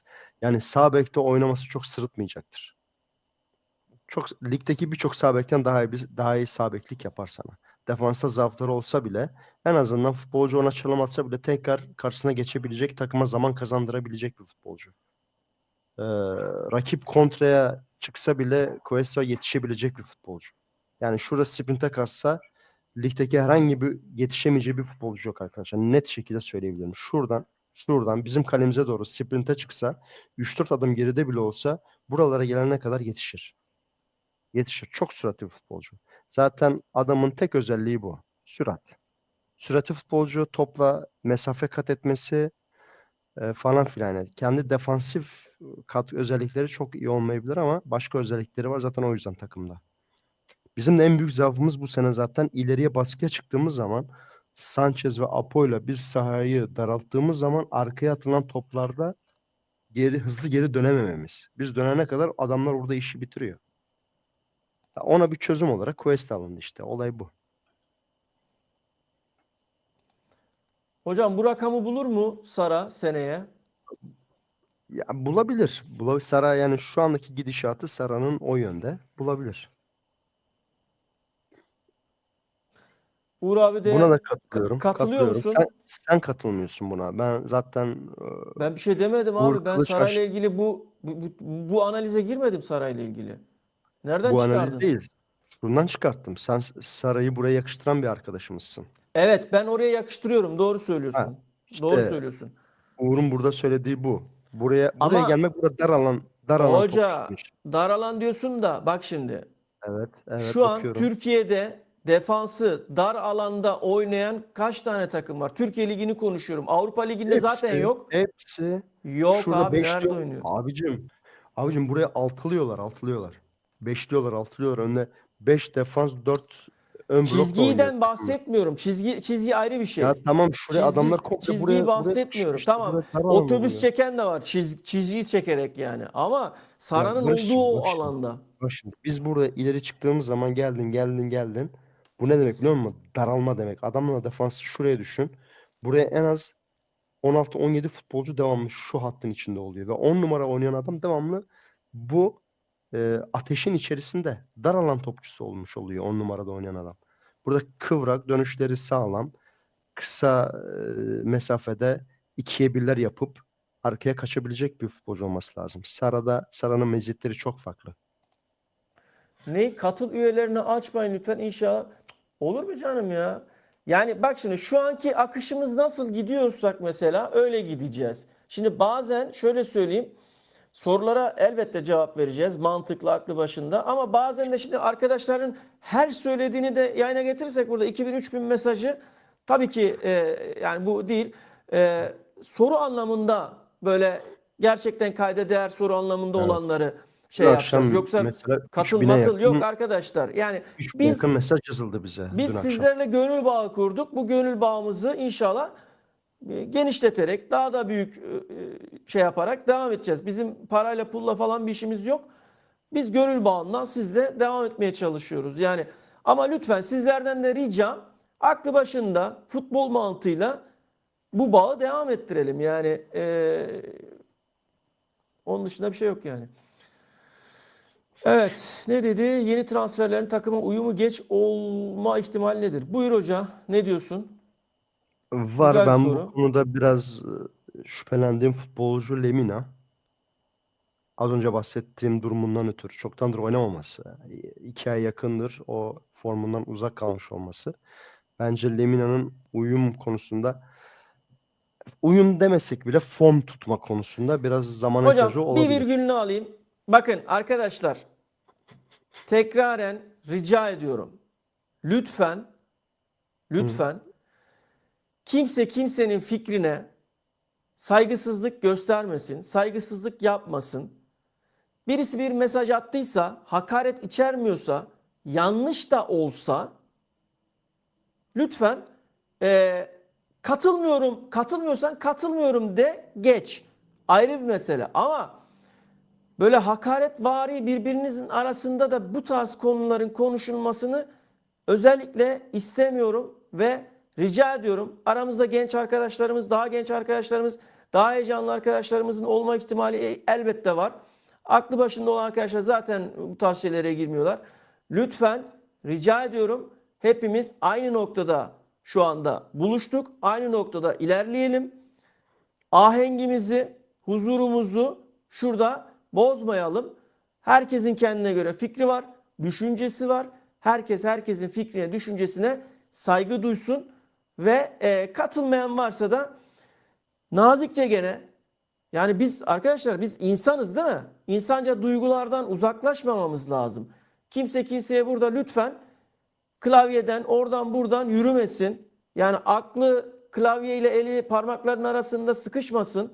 Rica ediyorum. Güzel güzel.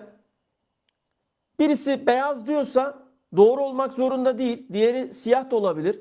Diğeri siyah diyorsa o da doğru olmak zorunda değil. Ama katılmıyorsan da katılmıyorum dersin. Fikrini söylersin. Yani ne olur bu konularda beni yormayın. Bunları böyle sürekli Relax söyletmeyin. arkadaşlar, relax. Sakin. Lütfen. Herkes Yani hepimiz aynı transferleri paydaştayız, yorumluyoruz. aynı yerdeyiz. Evet. Galatasaray'ın Rica ediyorum. oynayabilecek, Gerginlik, birbirinize oynaması gergin gereken. bir ortam yaratmayın yani. Yok yok yok. Ne olur. Biz de şey yapmayalım. Boş ver boş ver. Biz bu yayınımıza bakalım. Yani Orada da şimdi zaten iş adam uzamaz. kulübü vazgeçti, gelmek istemiyor diyor. Saygı duyuyoruz. Tamam. Eğer bir haber gelirse bununla ilgili de zaten biz gerekeni söyleriz. Yani eğer bir bilgi almışsa kulüp tarafından, oyuncu tarafından, menajer tarafından almışsa yazmış olarak kabul edeyim ben, hadi. Ama duyum da almış olabilir. Yani şöyle duyum, bir yerden okumuş da buraya gelip yazmış da olabilir. Saygı duyuyorum, bir şey yok. Biz bunun üzerinden gitmeyeceğiz. Biz kendi kaynağımızdan size doğru olanı vereceğiz. Allah'a çok şükür şu transfer sezonunda, yani transfer sezonu ilk yayını açıkçası yapıyoruz sizlerle beraber. Şu anda da benim gördüğüm yanılabiliriz, ayrı bir mesele. Yani biz illaki %100 bileceğiz diye bir şey yok ama şu ana kadar çok şükür iyi gidiyoruz. Problem yok. Ha, bazen illaki geç vereceğiz, işte en önce biz vereceğiz diye bir şey yok yani.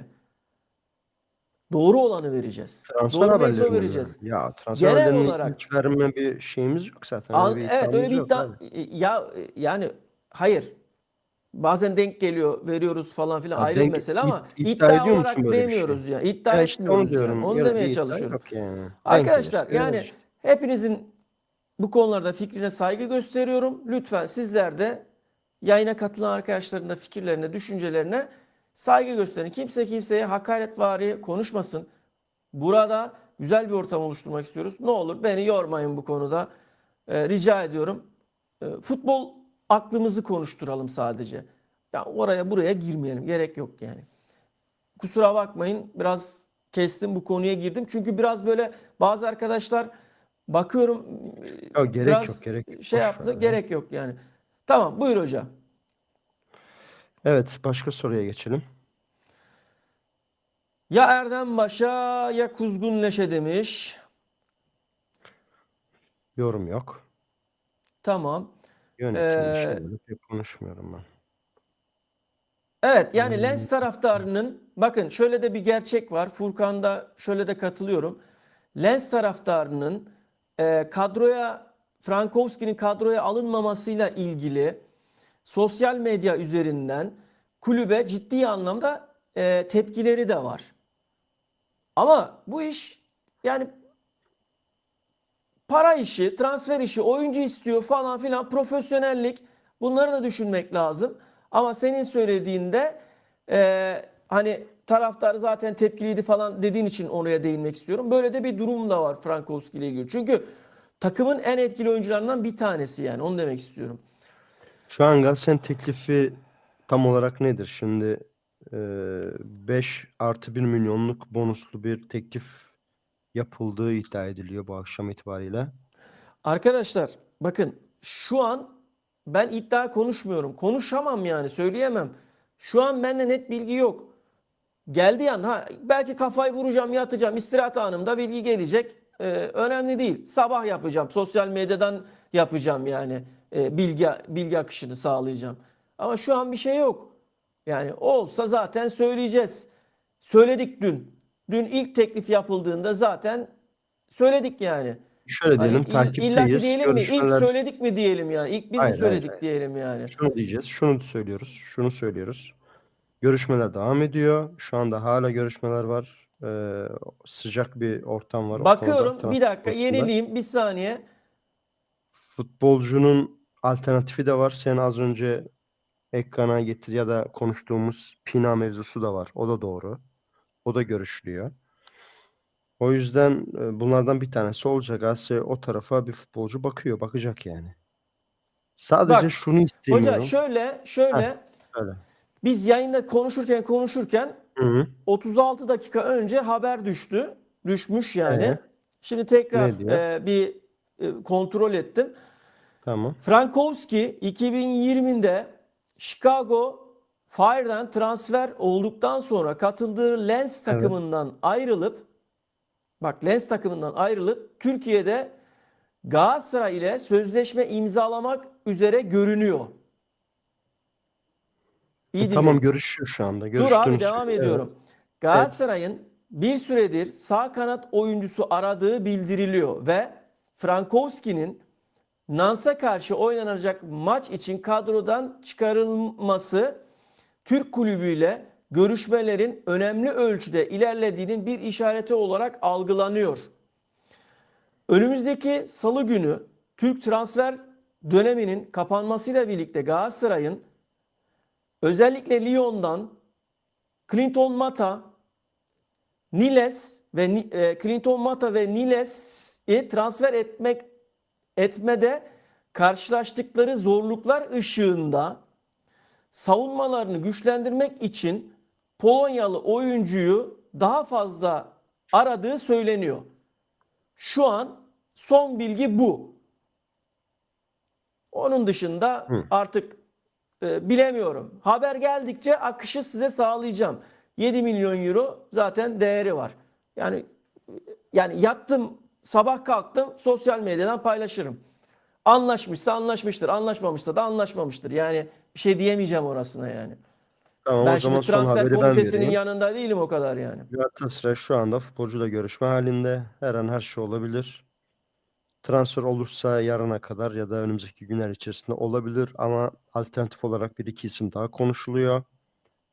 Oyuncuya son teklif 5 milyon artı 1 milyon bonus teklifi söz konusu. Yarına kadar da bitebilir, bu gece de bitebilir. Futbolcunun net olarak kadroya alınıp alınmaması ile ilgili bir yorumum yok benim. Hafif sakatlık olur, hocasının başka tercihi olabilir. Oraları bilemiyorum ama eğer Galatasaray ya da transfer, çoğunlukla öyle olur zaten. Transfer olacak Teşekkürler Mutlu futbolcu Hocam sağ kadroya olun. alınmaz. Bir sonraki maçlarda kadroya alınması zordur. Belki bu da öyle bir şeydir. Adamların kadrosunu görmedim ben. Takımın önümüzdeki maç kadrosunu görmedim. Eren Alınmadıysa Elmalı da çok iyi bir oyuncu demiş. Eren Elmalı yani Trabzonspor için iyi oyuncu. Arkadaşlar Eren Elmalı meselesinde dün de söyledim, şunu da söyleyeyim. Ee, Fiyat konusunda durum tıkanmış durumda ama Fenerbahçe alırsa veya Beşiktaş alırsa da şaşırmayın. Bunu da söyleyeyim yani.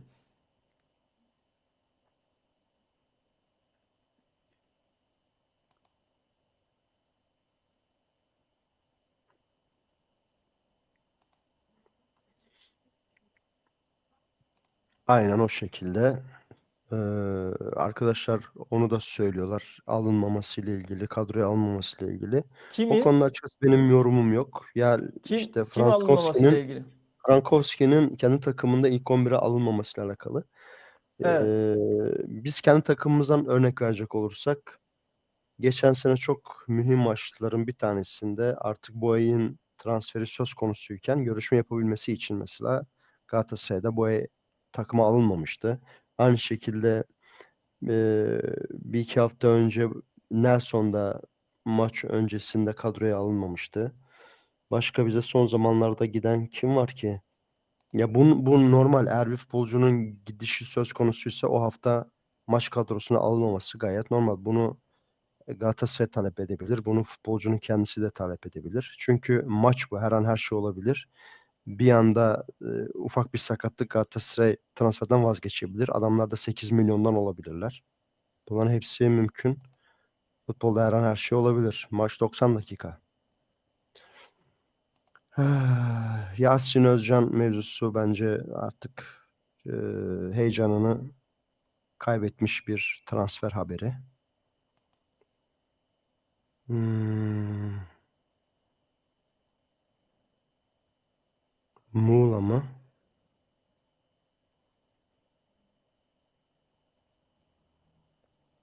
Ben pek anlamadım. Evet, geçelim.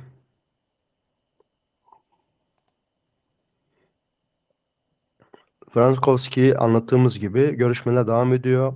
Yakın zamanda bir şeyler olabilir. Ya ne oluyor bir şey anlamadım. Fenerbahçeliler ne diyordu? Berke ve Eren Elmalı sizce? Berke de Eren Elmalı, Hoca şurada şuna cevap verelim ya.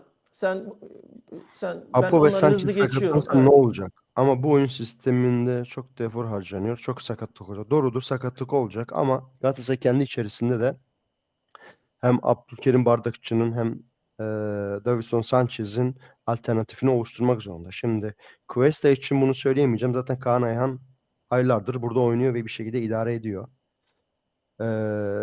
Cuesta bu üçlü kurguda ortada da oynayabilir, sağ tarafta da oynayabilir. Eğer Sanchez'in sakatlandığını düşünelim. Sanchez sakatlandı. Takım ne yapabilir? Takım buraya Kaan'ı çeker. Cuesta'yı ortaya çeker. Böyle bir önlem alabilir. Apo sakatlandığında ise sol tarafa artık Bolu maçında da gördüğümüz üzere sol tarafta hoca Berkan'a güveniyor. Sol stoperde de iyice alıştırdı. Onu burada oynatıyor. O da olabilir. Yani takım kendi içerisinde alternatifler oluşturacak yani. Sanchez gitti diye burayı boş bırakacak hali yok Okan Hoca'nın. Buraya ille de takım içerisinde bir çözüm bulacak. Orada oynayacak futbolcular var. Dayılar Twitter haberi mi okuyorsun bize diyor. Evet, Twitter haberi okuyorum kardeşim. Twitter haberi okunmuyor. Barış Öztürk e, yabancı kaynaklardan edindiği bilgileri size aktarıyor arkadaşlar. Twitter haberini kendiniz okuyun bir zahmet. Orada okuyup size tekrar bildirmenin bir manası yok yani. Sadece anlık bir bilgi düşerse diye tabii ki ben kendim takip ediyorum ama Barış öyle değil. O kendi haber kaynaklarından ediniyor.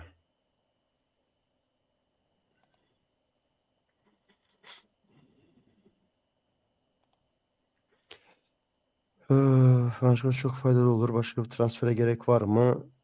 Transfer hiçbir zaman bitmez arkadaşlar. Her zaman transfere ihtiyaç vardır. Her zaman yeni Evet. kana ihtiyaç vardır. İki Ne diyorsun kanata da buna hocam? oynar. Barış Teymurov.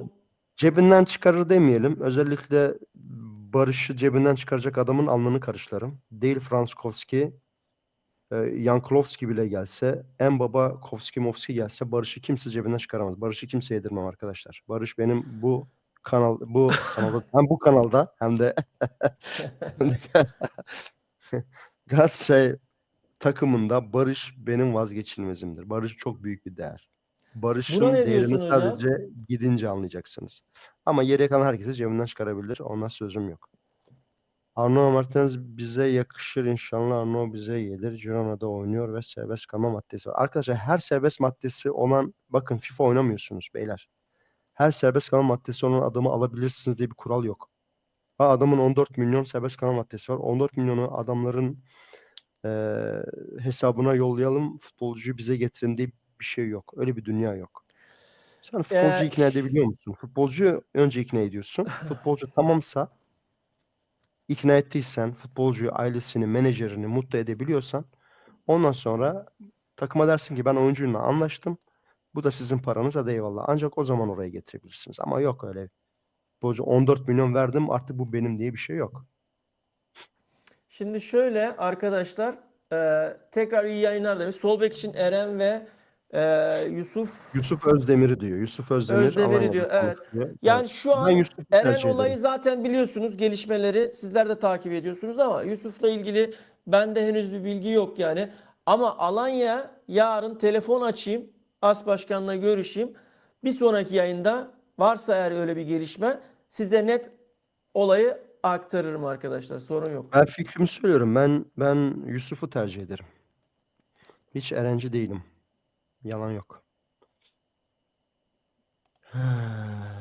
Kardeşim 5. Emrah yıldız'a çok sağ ol. gidiyoruz. Kesene bereket. Rabbim bin katını Teşekkür ederiz. versin inşallah. Sağ olasın, var olasın. İyi yayınlar diliyorum. Galatasaray tarafının Frankowski ile anlaştığı oyuncunun gelmek istediği ve kulübe 5-6 milyon euro bandında Doğru. teklif Az yaptığı önce söylendi. Evet. belirttiğimiz gibi haberin doğru Emrah.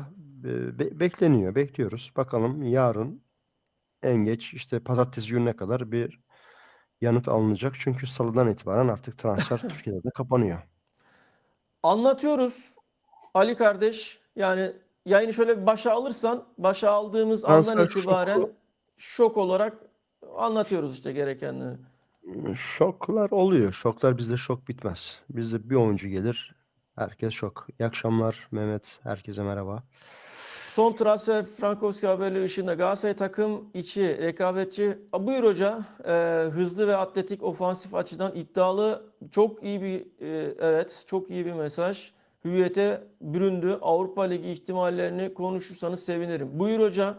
Şimdi Harika. Avrupa Ligi Teşekkür ederiz soru ihtimali için. şöyle bir şey. Avrupa olayı Türk Ligi'nden çok farklı gidiyor arkadaşlar. Orada artık lig aşaması bitti ve eleme finallerine geçildi. Teke tek artık. Kim kimi indirirse. Şu anda bize AZ Alkmaar çıktı.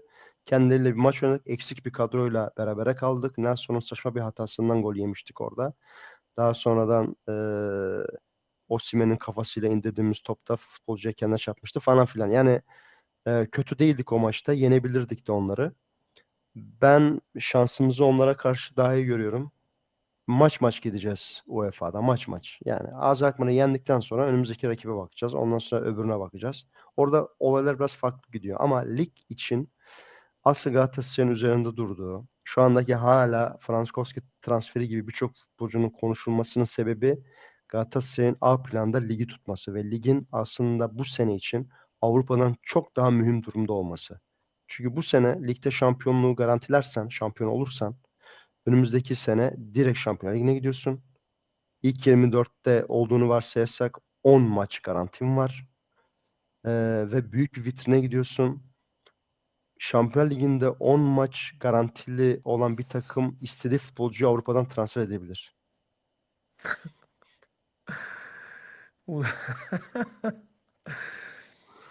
Ya Ulubatlı, esprilerin ince, güzel. Beğeniyorum. Bilal Eren kendine iyi 10. bak. Gözlüklerin de güzelmiş. Bilal'im teşekkür ediyorum. Sağ olasın. Sen de Allah'a emanetsin. Hayırlı Olabilir. akşamlar. 10 gömlek de iyi olabilir. Ama ben benim tercihimi ona yana kullanırım. Ben Galatasaray'ın scout ekibi ya da şefi değilim. Bu benim tercihim. Eren de alırlarsa Eren de Galatasaray futbolcusu olur. Onun da arkasında dururuz ama bize gelmediği müddetçe iki futbolcu da en değerli futbolcular burada olanlardır. Biri gelecek olursa da benim tercihim Yusuf'tur. Eren de gelse ona da kapı açıktır. Şöyle buradan döner mi? Açıkçası şu an bir şey diyemiyorum. Yani Allah her an haber kimler nereden döndü? yani haber ihtimal var mı? Elbette var tabii ki. Yok değil yani. Kendinizi hazır buna tutun. Ama alternatif olarak ayın 11'ine kadar kimi bulurlar, ne yaparlar? Ona da bakacağız. Takipteyiz. Haber geldiği sürece anlık haberlerde zaten sosyal medya hesaplarımızdan, işte Twitter'dan olsun, Instagram'dan, Sportürk Dijital olarak arzu edenleriniz oradan da takip edebilir, bakabilirler arkadaşlar. Bu arada bir hatırlatma yine yapayım. Beğeni atmayanlarınız varsa, beğeni atarsa seviniriz. Teşekkür ederiz. Motive oluruz. Sağ olun, var olun. Bazıları Fransız bazısına baktım diyorlar. Transferle ilgili sanki Fransızca biliyorlar diyor. Bilmediğini söylemiş. Lemina niye Avrupa'da yok? Lemina niye Avrupa'da yok? Olmadı. Olmadı. Herkes yazamıyorsun. Üç kişi yazabiliyordun. Ee, Okan Hoca takımın kendi içerisinde orta alana bir çare bulabileceğini düşündü büyük ihtimalle. Ama defansta sayı olarak eksik olduğu için yani üçlü defans için daha fazla stoper yazması gerekiyordu. Cuesta'yı tercih etti. Kanatta da eksik vardı. Şalai sezon başından beri Avrupa listesine eklenmeyi bekliyordu. İlk fırsatta ona söz verilmişti. O yüzden o yazıldı. Morata da zaten Batshuayi'nin yokluğunda tercih edilmesi gereken, bence zaten listeye ilk yazılması gereken adam olduğu için de Morata yazıldı. Bu üç futbolcu e, bu şekilde yazıldı. O yüzden Lemine'ye yer kalmadı diyelim. Buna ne diyorsun hocam? Eren de Yusuf da alınmalı. Şundan dolayı arkadaşımız söylüyor. Ona katılıyorum. Şimdi Galatasaray'da Türk futbolcu eksikliği var. Önümüzdeki sezon bu daha da ön plana çıkacak. Çünkü Barış'ın da Yunus'un da gidebilme ihtimalleri var. Elimizde Türk futbolcu kalmayacak. Ee, kadro şimdi bir de e, bizim federasyon da her sene başka bir kural getirdiği için seneye şimdi dese ki arkadaşlar yine 8 yabancı ile oynayacaksınız. Ne yapacaksın? Elinde yerli futbolcu yok. Sıkıntıya gireceksin. O yüzden kaliteli olarak 7-8 tane yerli futbolcunun olması her zaman iyidir yani. Aslında bak ben burada Berkant'a da katılıyorum. Yani bizim yönetim biraz elinde yükseltebilir abi. Bu nedir yani bu kadar neyin yani pazarlığını yapıyorsun bu kadar ince onu anlamış değilim yani. Ya evet, şimdi Okan Hoca Lemina'yı istemedi. Bunu zaten biliyoruz. Ama işte çok dinlendirmek istemiyoruz bazı şeyleri. Bir Camianın, futbolcu için takımın. buna cevap vermek çok basit arkadaşlar. Evet Yani yani. Şalay ile Lemina aynı bölgenin futbolcusu değil. Şimdi bunu Şalay ve Barış açısından onları kıyaslasan tamam katılırım sana ama Lemina şuraya çıkar. Paşalar gibi oynar. Müthiş bir performans sergiler. Okan Hoca da ne yaparsa yapsın onu oradan kesemez. Futbolcu kendi performansı oynayıp oynamayacağını gösterir.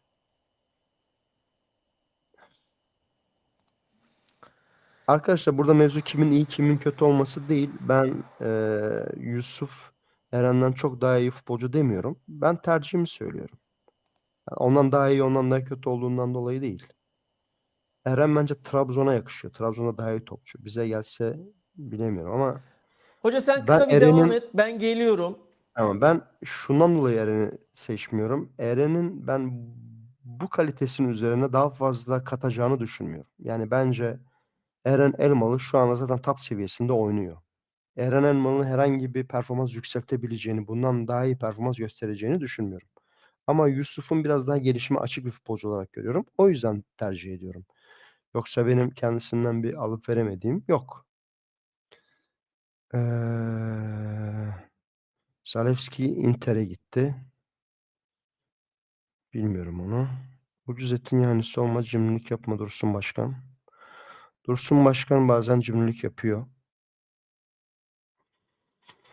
Buna da katılıyorum. Transfer politikası yanlış olmayacak adama dünya para veriliyor. Olacak adama para verilmiyor. Ya biz yıllarca bunu çektik, çekiyoruz da. Bizim maalesef e, her transfer sezonu, her transfer döneminde taraftara özellikle acı çektirmek gibi bir durumu var bu yönetimin. Bunu da yapmaya devam ediyorlar. Bir de çok başlılık çıktı bizde. Sportif AŞ'ye birden fazla adam bakınca bu sefer birbirleriyle yarışa girmişler.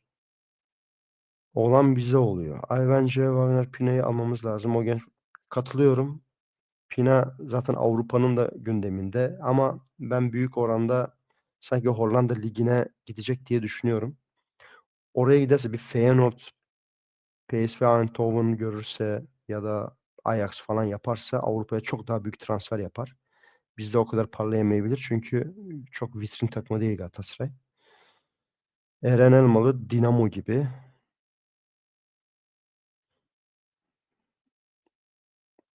Teşekkürler arkadaşlar. Frankowski'de olumsuz bir durum varmış şimdilik. Yani onu pazarlık tabii olumsuz durum ancak pazarlık aşamasında olur. Adamları ikna etmen lazım vereceğin parayla. Herkes para kazanmak ister. Bir de şu da var arkadaşlar. Şimdi Avrupa'da transfer tahtası kapandı.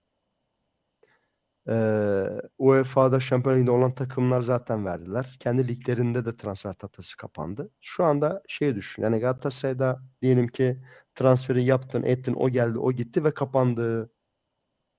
Hoca bir şablon belirledi. Ben bununla burada oynayacağım. Bu futbolcuları burada kullanacağım. Morata'nın alternatifi Ahmet, Osimhen'inki falan kes falan gibi bir kafanda bir şey oluşturuyorsun. Sezon başlıyor, pat diye bir tane atıyorum. Kim gelsin? Kulüp Brugge geliyor. Diyor ki ben Torreira'yı istiyorum. Şimdi diyeceğiz hayda, tamam, ya da Sara'yı istiyorum. Biz hemen ne deriz arkadaşlar? Ver 40'ı al.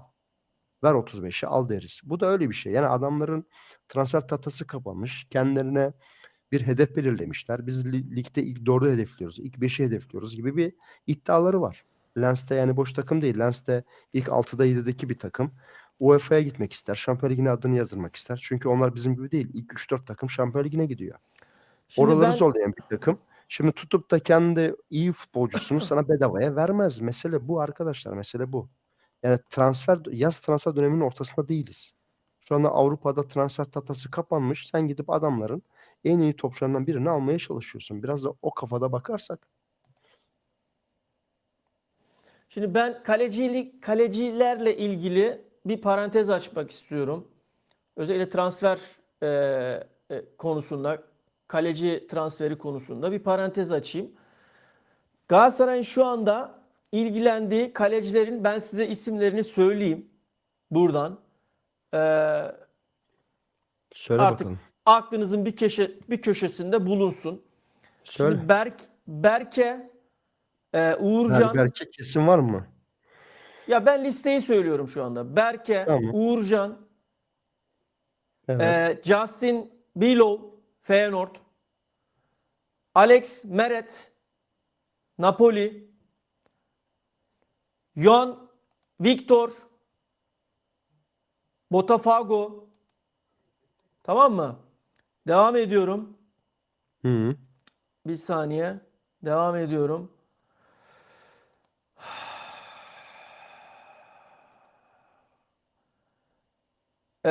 Werder Bremen, Mihail Zetterer.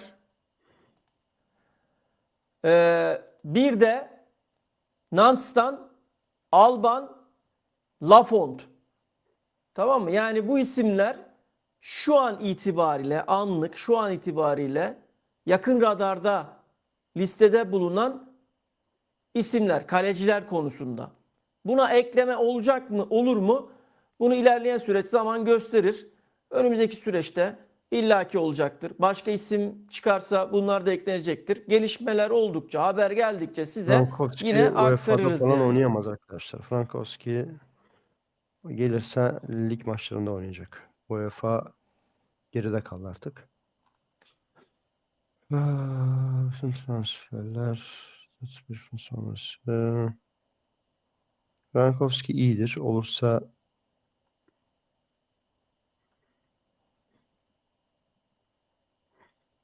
evet arkadaşlar. Pavlovic'in olmamasına ben sevindim arkadaşlar. 20 milyon bir stopere 20 milyon verebilecek kadar zengin bir kulüp değiliz biz ya. Çok abartıyorlar. Ya Yelert'e 9 milyon veren bir takım yani Ya sağ tarafa olan versin arkadaşlar yani. bak bir şey söyleyeceğim size. Verdiğiniz isimlerin hepsine saygı gösteriyorum, saygı duyuyorum. Hepsi evet e, yerel olarak iyiler. E, Hepsini de tanıyorum. Yani öyle söyleyeyim. Birebir görüştüğüm de isimler. Ama tekraren söylüyorum ne olur bunu bana bir daha söyletmeyin. O onu dedi, o iş oldu bitti yayını değil burası. Burada biz kendi kaynaklarımızı konuşuyoruz. Kendi bilgi ağımızı burada masaya yatırıyoruz. En son haber de olsa doğru haberi veriyoruz. Ee, tamam yani biz onların söyledikleriyle burada size yayın yapmıyoruz. Yapmayız da yani. Yani onların bildiğini biz de Yok tabii biliyoruz canım. yani. Yani A-Spor'da bir tane Daha adamın çıkıp fazlasını da konuşmasıyla biliyoruz yani. Yani biz o burada yüzden yani kendi artık açımdan tanıyın bizi söyleyeyim. yani. Sorduğunuz Bilin yani. futbolcularla Bunu ilgili söyletir mi? Bizi eğer bilmeyeniniz varsa hala ne olur gidin açıklamaya bir bakın. Kanalın açıklamasına.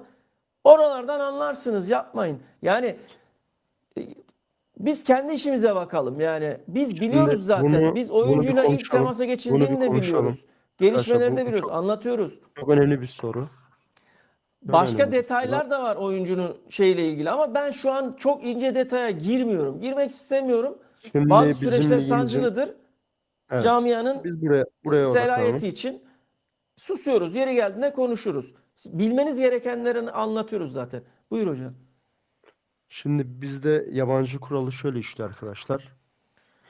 12 futbolcu yazabiliyorsun. Artı da 2 futbolcu da kadroda bulunabiliyor. Şimdi biz kendi futbolcularımıza bir bakalım nedir ne değildir.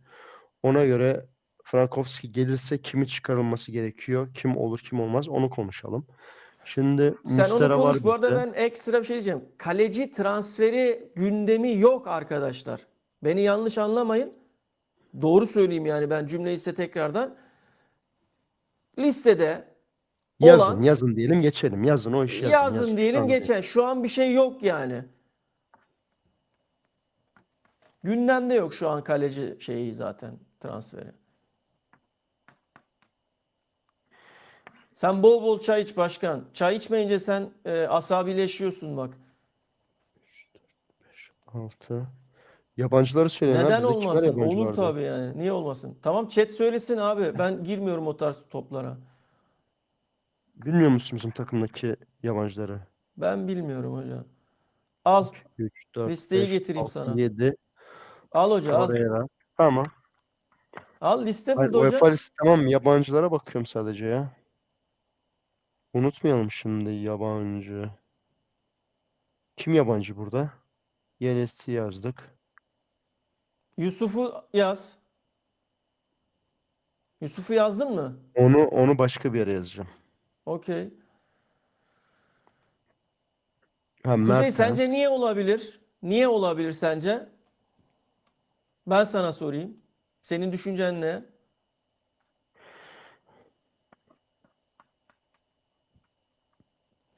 Uğur abi, detay vermiyorum. Icardi meselesi ince bir mesele. 5, İkon bir mesele. Camiaya mal olmuş bir mesele. O yüzden demek istediğini anladım senin. Ama bu soruyu es geçiyorum abi ne olur. Yanlış anlama beni. Şimdi büyüt burayı. Büyüt burayı. Seni mi? Beni büyüt. Beni daha da büyüt. Çok büyüt beni. Seni bu kadar hoca daha ne yapayım? Tamam Tamam işte. büyütebiliyorsun. Bu Tamam kadar hoca. okunuyorsa tamam. Yetmiyor mu hoca? Arkadaşlar bu kadar bana yeter. Daha fazla büyütürsen de olmaz. Büyütmeye de gerek yok. Şimdi kaleci Muslera, Sanchez, Cuesta, Yelert, Şalai, Jakobs, Torreira. Aa 2 tane Torreira yazmışım. Arkadaşlar çok pardon. Abi Ay, adam 2 kişilik oynuyor normal yani. vallahi ya. Yani sana da Oğlum katılıyorum kim vardı yani. başka? Bir futbolcumuz daha var bizim. Kim var? Yazsın chat ya. Morata. Bir yabancımız daha var bizim. Kim o yabancı? Ben kimi unutuyorum yazmayı? Demek ki çok oynamayan birisi herhalde. Hoca ben bakayım Yazmışlar mı? hadi şöyle bir alıcı gözle. Bak bir bak. Bakayım kim Kimi? yazmamışlar. Bak Lemina. Muslera. Lemina. Ha, Lemina. Lemina. Tamam. Tamam. Tamam. Lemina. Şimdi direkt aslında 2 kişi alınacaksa maalesef bir kişi gidecekse de Yusuf'u harcarım ben. Yusuf'u da Pina ile Ahmet ilgili bir gibi. haber yok şu anda bende arkadaşlar. Şimdi burada ağzımızdan bir isim çıktığı zaman maalesef böyle şey olabiliyor. O yüzden sizlerden gelen isimlere yoğunlaşmak daha güzel. Yusuf Demir arkadaşlar sallantıda. Geçen gün her ne kadar performans sergilemiş olsa da olabilecek bir transferde ben Yusuf'un kesinlikle bir kulübe ya kiralanacağını ya da bonservisiyle verebiliyorsak e, Peki gidebileceğini son düşünüyorum. peki son kupa maçındaki performansının üstüne de söyleyebiliyor musun bunu? Şimdi orada asisti var, golü var. Kabul ediyorum. Ama Yusuf artık yani Yusuf'u beklemek artık çok sıkıcı ya. Ya bir futbolcu oynayacaksa Yabancıları oynar abi. sayıyoruz Saint. Barış'ı niye koyayım buraya abi? Barış Meksikalı mı? Yunus antrenmanlara başladı. Artık yavaş yavaş bugün antrenmana çıktı. Buyur hocam. O Arkadaşlar bazen şey yüzden diyorlar, seni çok kestiğimi söylüyorlar da öyle gidiyor yani. Yapacak bir şey yok kim arkadaşlar söylüyor? ya. Kim söylüyor onu? Ya işte söylüyorlar Ona ben kurban arkadaşlar. olurum ya. Saygı duyuyoruz, yapacak bir şey yok. Ama yayın akışı böyle gidiyor. Hocamın sesi kadife Arkadaşlar, sesli. Frankowski gelirse büyük ihtimalle Yusuf'u burada harcarız. Hepimiz harcarız burada. Niye Yusuf'u harcarız? Çünkü biz Icardi'ye kıyamayız. Icardi dışında da burada şimdi son dakikada Yelert gider mi gitmez mi? Ha, Frankowski gelir Yelert'te bir Avrupa'da da transfer tahtası kapandı. Yelert'i de ligde alabilecek takım yok. 9 milyon yatırım yapmışsın. İlla ki oynatacaksın ki bir yere yollayabilesin yani. O yüzden burada harcanacak tek genç Yusuf. Bir kere yani Yusuf'un e, çok büyük bir bahtsızlık. Yani anası Türk, babası Türk ama yabancı statüsünde oynamak zorunda kalıyor. Bu bir anda da şanssızlık, bir de transfer planlamasının ne kadar yanlış olduğunu da gösteriyor bize. Maalesef bizim takımımızın öyle sıkıntıları var. Halbuki Yusuf'ta ben şunu gördüm. Senin soruna cevap vereyim Barış. Yusuf'ta şöyle bir durum var. Yusuf bana şunu gösterdi. İzlerken kesinlikle vardığım kanı bu. Oynaması gerekiyor. Ama Aynen. Süre alması oynayabileceği bir gerekiyor. takımda, evet oynayabileceği bir takımda biraz oynaması gerekiyor. Çünkü çocuk Katılıyorum. sıfır Doğru değil. söylüyorsun. Bir şeyler var, bir şeyler göstermesi gerekiyor. Ama bu takım Galatasaray mı, ben ondan emin değilim. Keşke bizim altyapılardan birinde olsaydı ya da şöyle bir şey, bizim altyapıların güzel bir ligi olsaydı buradaki gibi. Mesela Galatasaray 2 olsaydı, ikinci, üçüncü ligde mücadele edebilen bir takım olabilseydi. Avrupa'da bunlar çok yapılıyor. Mesela burada Rapid 2 var. Ne bileyim Salzburg'un takımı var. Her takımın Hoca, şeyi var. Lejio Belli bir Varşova, lige çıkamıyorlar ama bir Yusuf, yerde kadar oynayabiliyorlar. Varşova mı? Yusuf Varşova, evet, Lejio Varşova. Orada transfer Olursa, tatlısı devam ediyor mu? ya olursa Alabiliyorlar mı? işte isim Hayır o ama geçiyor bu, şu bu, anda. bu yani o transfer devam ediyor mu orada? Bazı ülkelerde hala sürebiliyor çünkü bizim gibi Abi uzatanlar da var da. yani Olursa gider. Varşova, evet Varşova görünüyor Ben şu şöyle anda. düşünüyorum. Rica ederiz. Lejio Varşova ilgilenen Arda takım. Başkan'dan rica ederiz. Deriz en azından sezonun belli bir... Ya Yusuf'u şöyle verecek. Diyeceksin ki arkadaş bu adamın maaşını ben ödüyorum. Tamam. Siz bunu alın. Firmino Kalan 20 maçın en anlattık. az bir... Yayını başa alıp sararsanız olur. Firmino yok arkadaşlar. Firmino transferi söz konusu değil. Fenerbahçe olursa. Fener'e olursa hayırlı olsun. İnşallah Fener'e gider. Misal Yusuf'u al Eyüpspor'a. Senede sana 10-15 maç oynasa çok iyi olur. Şu kadar gibi. Aynen İsmail'in dediğini söylüyorum ben de. Ya da başka bir takım. Galatasaray'a yakın bir takım olabilir. Sözünün geçtiği bir takım olabilir. Yusuf da çok ses etmez. Gider oynar yani. Böyle. Yani az önceki soruya benim cevabım böyle. Geçelim. Efe'yi Şu, Boluspor oynatmaz. Tamam işte ben buna cevap verdim ya işte. okey Yusuf'u tamam. kiralamak. Eyüp Şu Aydın. Eyüp Aydın bence olmayacak gibi. Berat Aynen. Luş olayı var. Berat Duş mükemmel bir futbolcu. Çok beğendiğim bir futbolcu. Daha önce de başka yayınlarda da bahsetmiştim. Yani siz Bolu maçında onu izlemeden önce maçlarda ben altyapı maçlarını izlerken de Berat Duş'u izlemiştim. Fenerbahçe ile bundan birkaç ay önce bir derbi maçı vardı altyapının. Orada izlemiştim. Çok beğendiğim bir futbolcu. Gelecek vaat eden bir futbolcu olacak inşallah. Eren Elmalı ve Yusuf Az Özdemir'de önce herhangi bir söyledik, durum konuştuk. söz Evet. konusu değil. Olursa eğer Evet. bedava gelmek isterlerse takımları bedava verirse seve seve Yusuf'u da Eren Elmalı'yı da Galatasaray transfer edecek ama kimse bedava futbolcu vermiyor. Emrah çok sağ ol. Teşekkür ediyorum. Kesene bereket. Rabbim bin katını versin inşallah. Frandowski ile ilgili aldığım son bilgi Lens kulübünün 8 milyon euro istediği Galatasaray tarafının 2+1 sözleşme ile 7-7,5 civarında bu transferin biteceği yönünde söyledi. İyi yayınlar dilemiş. Sana %99 seninle aynı şeydeyim, kanaattayım, aynı noktadayım. %99, %100 değil, %99. %1 de ihtimalimiz kalsın. Ama sen yani doğruluyorum seni yani. Teşekkür ederim. Bereket versin. Evet. Ee, Sonraki mesaj şöyle de gelelim. Evet, devam edelim. oynamayan Yusuf'u 850 bin euro Bir Anderson üstte ne var. diyorsun? Kuzey'in mesajına bir cevap verelim.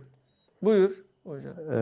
Efe Akman yazılmış, Berat Tuz yazılabilirmiş. Arkadaşlar böyle bir şey yok. Berat Luş'u bir yere yazmaya gerek yok. Efe Akman'ı da gerek yok listeye. Altyapı futbolcusu UEFA listesine yazılmaz. Çok saçma bir şey. Kendi altyapı oyuncunu UEFA listesine yazma. Çünkü 21 yaş altı senin altyapı futbolcuların sınırsızdır. O full altyapıyla da çıkabilirsin. UEFA listesine bildirmeye gerek yok onları. Berat Duş da oynayabilir, Efe de oynayabilir Avrupa maçlarında. Bizim Bizim ligde hı, e, neden Galatasaray 2 yok hep merak ettiğimiz. Çünkü yasak. Yasak çünkü biz o olgunluğa sahip değiliz. Ee, Berat Duş'u valla ben kolay kolay kiralamak değil de direkt Galatasaray'da oynaması, süre alması taraftarıyım. Bir yere kiralamak bilemiyorum. Evet, ondan daha öncesinden de bahsediyorum. Yani vefattan birkaç hafta önce bir derbi maçında izlemiştik kendisini. arkadaşlar şimdi bazı arkadaşlarımız yeni geliyor. Kaçıranlar olabiliyor. Bu konuyu az önce Frandowski'nin son durumunu zaten size burada yayında aktardım. Kaçıranlar varsa oraya böyle biraz Bekliyoruz daha başa arkadaşlar. sarı. Evet Bekliyoruz. yani Bekliyoruz. Her an olabilir. Olmayabilir de. bekliyoruz yani. Sıcak. Şu anda Şuna gündem ne sıcak. diyorsun? Transfer gelebilir. Erberk sağ olsun. Evet, Yusuf'u mavi kart statüsünden dolayı almışlardı. Her takım bir oyuncuyu kayıt edebiliyordu. Sonra Kerem Demirbay'ı transfer edilince ondan yana kullanmaya karar verdiler. Yazık oldu TFF'nin saçma işleri. Katılıyorum Erberk. Sana da bu arada selamlar, sevgiler. Selam Erberk'e de. Bu devirde 8 gayet 8 aslında bu devirde normal değil de Galatasaray transfer edince gayet normal. Berat Frandowski Luş sonrası olabilir. Yani transfer 11'ine kadar devam ediyor. Transfer tahtası açık. Mutlaka e, ya bakarsın listeler şöyle bir şey olur. değerlendirilebilir yani. Galatasaray Avrupa'da genç Bilgi gelirse futbolcu, zaten gurbetçi aktarıyoruz. futbolcu tutmayan Yusuf gibi, tutmayan Hoş geldin Mete. Teşekkür ederiz. Gürpüz gibi, Aleykümselam. tutmayan Eyüp gibi yeni bir gurbetçi futbolcu alabilir. Tutup tutmayacağı da belirsiz yani. Öyle gençleri her zaman alabilir Galatasaray. Onları da takip eden arkadaşlar var Galatasaray'ın içinde. Scout ekibinde sırf genç gurbetçilere bakan bir bölüm de var. Eee, onlar kolay olmuyor. İngiltere birinci liglerinde takım almak.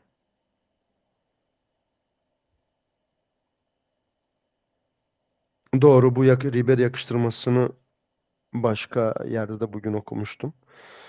Ribery olmasa bile kendi çapında güzel bir futbolcu. İnşallah Galatasaray gelirse.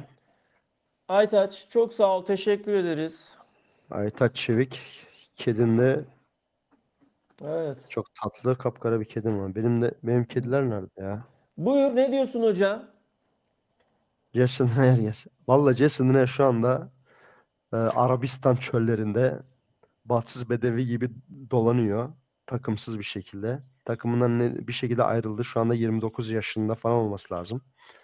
Jason Denayer şu anda bir mesajla kardeş kalk gel desen hemen koşa koşa gelebilecek statüde ama gelmesini ister miyim?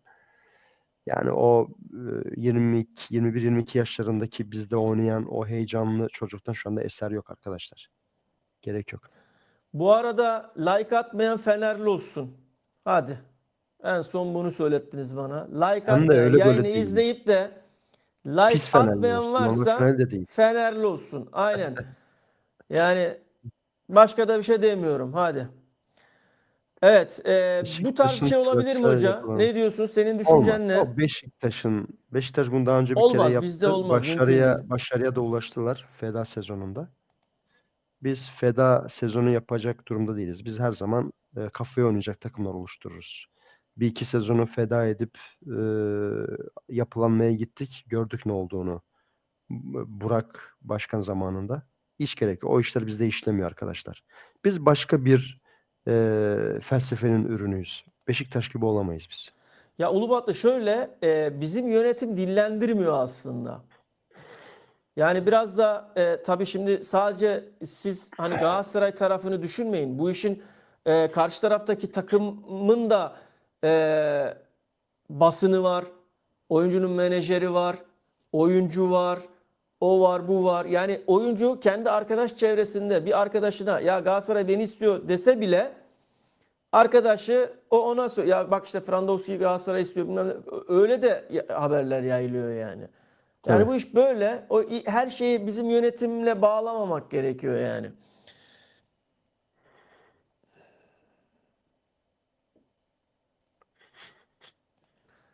Transfer o kadar tuhaf bir iş ki 1 milyon verdiğin oyuncuyu Sacha Boey gibi 30 milyon satabiliyorsun. 11 aldığın oyuncuyu yedek gibi fayda.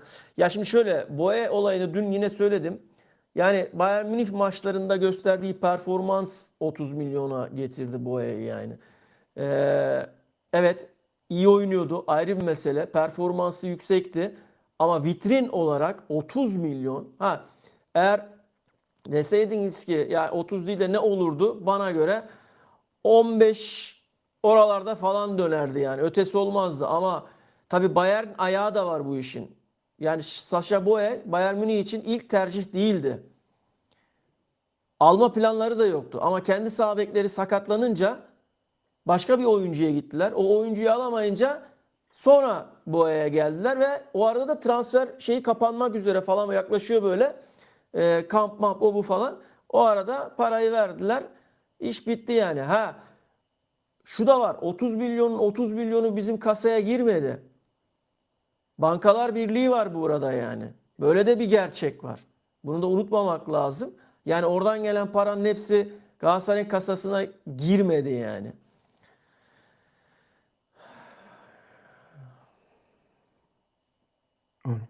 Öpücük. Ah geldi seninkisi. Oscar geldi. Aslanım benim. Asalet yedir oğlumun. Oğlum abiler Aynen. tahtaya bakacağız. Çekilir misin? Teşekkür ederim. Valla Kuzey Ozan Kabak Sakatoğlu sakat. Yani sıkıntılı.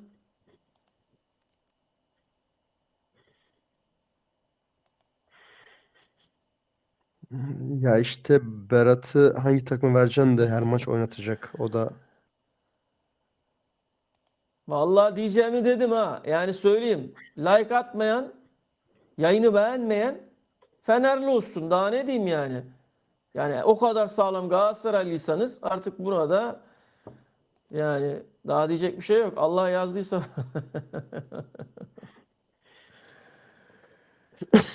Evet arkadaşlar. Bakalım son bir gelişme daha var mı?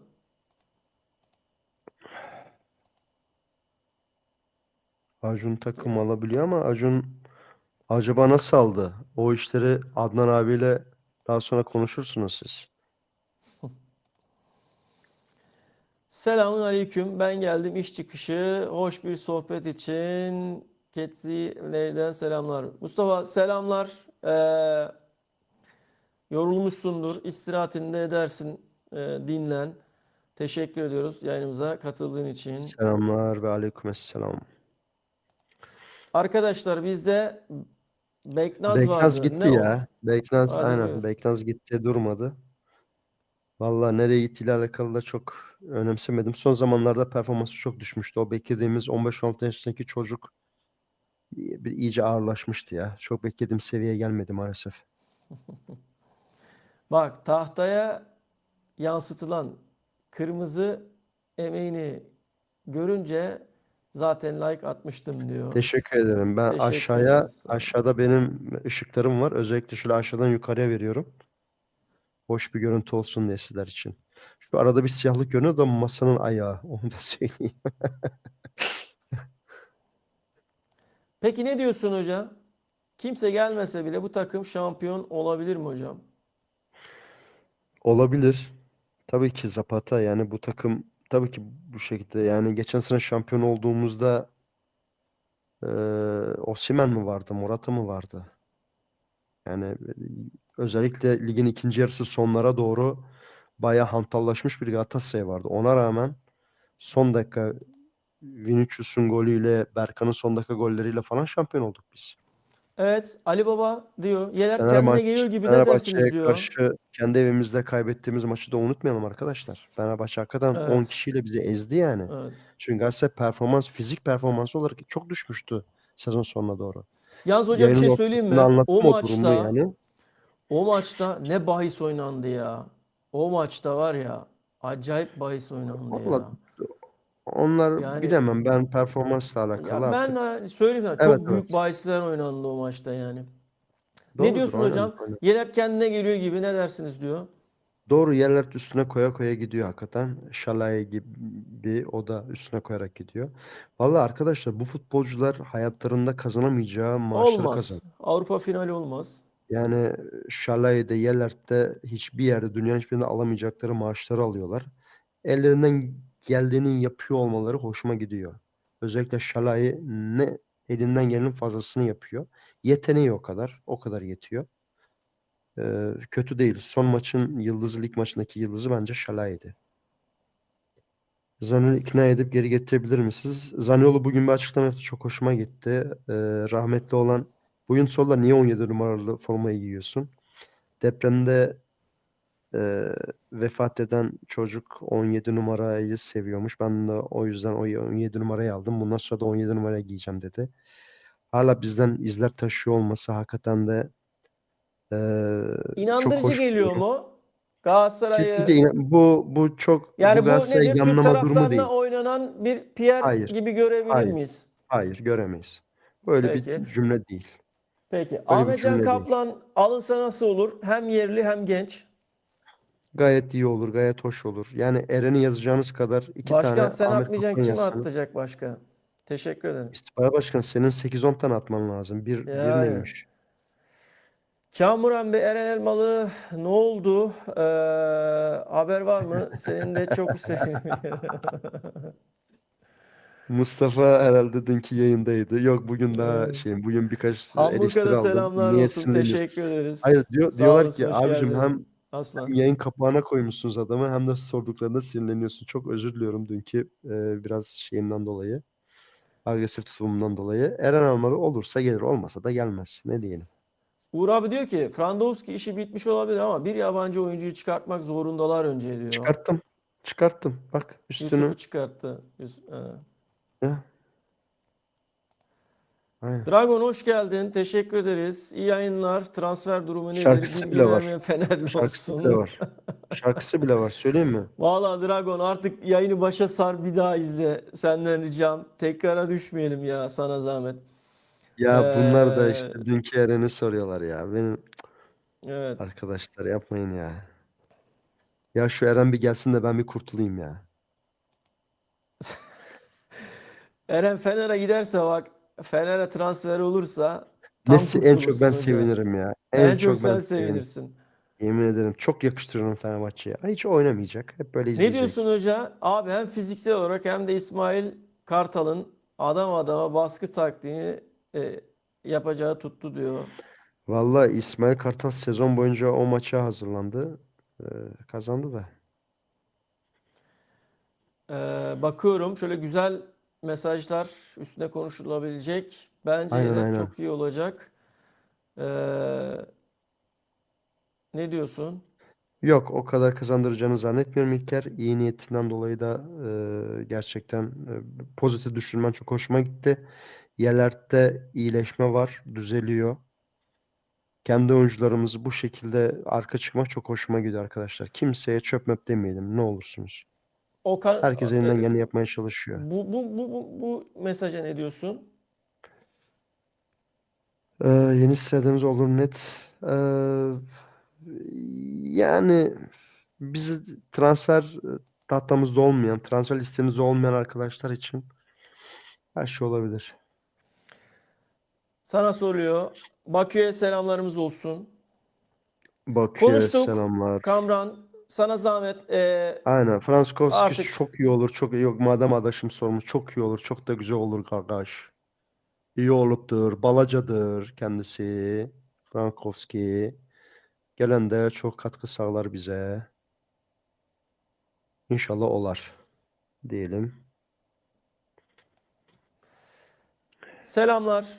Hoş geldin.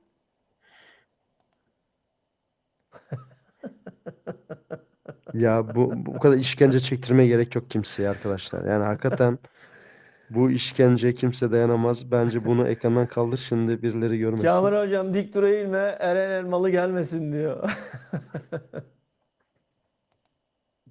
Eren oğlum uzak dur bu takımdan. Git kendine başka kulüp bul.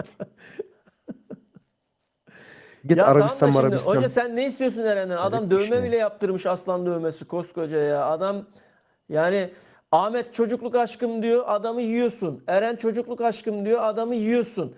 Yani bütün çocukluk aşkı Galatasaray olan yerli oyuncuların hepsini yiyorsun hoca. Sen ne istiyorsun bu adamlardan ya? Ben Ahmet'i gayet de seviyorum. Hoş da bir futbolcu. Hiç de öyle gibi Gayretli, görünmüyor. yetenekli. Dün yedin yani çocuğu UEFA Abi listeye listesinden. almak başka, şey almak Ben başka yani. anlamam Ben abi yani. Eren'i de çok seviyorum. Galatasaraylı olduğu için Cem sempatik Cem geliyor için ne ama diyorsun? yetenek olarak. Ya işte bir de şu da var hani Eyüp'ü de çok da arka bahçe yapmayalım bize. Yani Ahmet'i alırken bayağı cukkaya indirdiler. Kimse herkes babasının oğlu yani. Ha, Arda Hoca sana futbolcu yetiştir. Arda Hoca'nın tek şey bak şimdi Eyüp Spor'a karşı oyna Arda yine Galatasaray'ı yenmek için elinden geleni yapacak. Ne için biliyor musunuz? Okan şampiyon olamasın bu takımla ya da başka yere gitsin ki ben geleyim diye. Abone olmayan Fenerli olsun. Vallahi yani ben diyeceğimi dedim. Bak abone olmayan, like atmayan, yayını beğenmeyen. Yani bunlar artık Fenevli. evet şimdi Fenevli evet öyle diyen bir bakıyoruz. başkanım Abi vardı. üstte yorumum var. Okur musun demiş Ahmet. Hemen Ahmet kardeşim Ahmet bakalım. Süt üstte ne kadar üstte bulabilir misin? Ahmet sen bir daha yazsan. Ah burada Bir daha yaz. buldum. Ha. Buldum. Buyur Okan hocam. Hoca niye hep aynı taktikle oynuyor? Bana sanki rakipler bizim oyunu çözmüş. Bu geçen sene için söyleyebiliriz Ahmet bunu. Geçen sene hakikaten 4-2-3-1'de o kadar ısrar etti ki. Ben Okan Hoca'nın e, bu yıl haricinde geçmiş yıllarda üçlüye döndüğünü bir kere görmüştüm. Bir maçta şu anda tam anımsayamadım hangi maçtı. Belki içinizde hatırlayanlar vardır. Bir maç, iki maç üçlü denemişti. Çoğunlukla 4-2-3-1'ini ondan hiç vazgeçmedi. Üçlü defansa dönmüş olmak bence radikal bir karar. Önemli bir karar. Okan Hoca bir şeyler deniyor merak etmeyin. Genel olarak performansını konuşursak Okan Hoca bence iyi bir hoca. Yani Okan Hoca'nın hocalığı için bir sıkıntı görmüyorum. Ee, ya ne Rıdvan ne Eren ya. İkisinde de yokum ben. Frankowski ile ilgili çalışmalar devam ediyor, görüşmeler devam ediyor sevgili Deniz. Yakın zamanda belki yarın sabaha kadar en geç pazartesine kadar bir sonuç alacağız. Ya Frandos'u getiremedik bir türlü arkadaşlar ya. Yani uğraşıyor yönetim. E, yani bakalım. Şimdi bakın arkadaşlar size bazı taktikleri söyleyeyim. Şimdi burada hani medyasal taktikleri söyleyeyim. Ben de bu Bazen arada bir kadro yapayım. Böyle çok hoş sen durmuyor. yap kadronu, ben size transfer taktiğinden biraz bahsedeyim. Bazen eee, mesela transfer komitesindeki yetkililer transferde fiyat, eğer karşı taraf kulüp fiyat yükseltme gibi bir durum falan olayına girdiğinde hemen el altından kendi basınına, kendine yakın olan basın mensuplarına işin bittiğini, Galatasaray'ın 7,5 milyon, 7 milyon verip masadan kalktığının haberini yapın mesajı gider. Durdu mesajı gider. Niye? Çünkü biliniyor ki bu haber bir anda viral olacak ve kulübün kendisine kadar, oyuncunun menajerine kadar bu haber gidecek. Dolayısıyla karşı tarafta kulüp bu haberi okuduktan sonra veya bu bilgi geldikten sonra onlara tekrar bir düşünmeye başlayacaklar.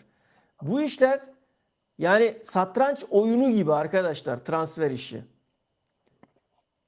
Yani durdu, evet durdu anlamına gelmez. Bitti, evet bitti anlamına gelmez. O yüzden biraz daha bekleyeceğiz. Olayları tam net anladıktan sonra yarın sabah belli olur zaten. Genelde farkındaysanız hep gece vakti biraz bu transfer şeyi yani dedikodusu diyeyim yani. Hep gece vakti bir ortalığa atılıyor farkındaysanız. Neden peki? He? Neden peki? O nedenini yani Ben söyleyeyim mi anlatıyorum sana? işte. Söyle. Nedeni şu yani futbolla ilgilenen tayfa gececi tayfadır. FIFA'cı tayfadır. Ondan sonra FM'ci tayfadır. Sabahlayan tayfadır. O yüzden daha çok etkileşim almak için.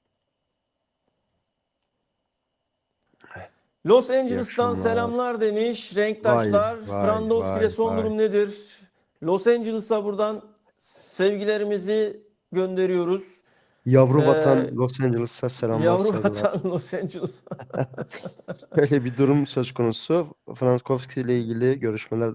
Ya biz bu çocuğa düzgün bir isim koyalım ya. Frankowski ne ya? Frankowski görüşmeler devam ediyor. En Şöyle yakın zamanda bir henüz sonuç izlemedik alınacak. arkadaşlar. Yani şu an yayındayız. İzleriz. Acelemiz yok. İlla ki yayını kapatınca. Zaten gün içerisinde onun çalışmaları yapılıyordu. Takip ettik onu. Gördük. Aynen. Hangi Aynen. Şeyi şartlarda işte gördük. böyle Mikson'dan geçerken kırmızı duman, ışıklar bilmem neler falan filan çalışmalar Rams Park'ta. Onları Papyonlar biliyoruz ama takılmıştı. Grand tuvalet evet yani son giyilmişti. aşama ne? Yani Tabii bitmiş oradan ham halini fotoğraflar görmedim geldi. açıkçası daha. Bakacağız. İzleriz. Acelemiz yok. Şu an İzleriz sizlerleyiz. hatta. Beraberiz.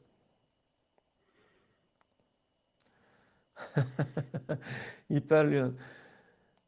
Dün dün ne dedik? Transfer listesi sızarsa falan diye bekledik ama bir türlü sızmadı. Ya o odadan var ya şimdi demek ki sigaranın dumanı bile sızmadı o odadan var ya.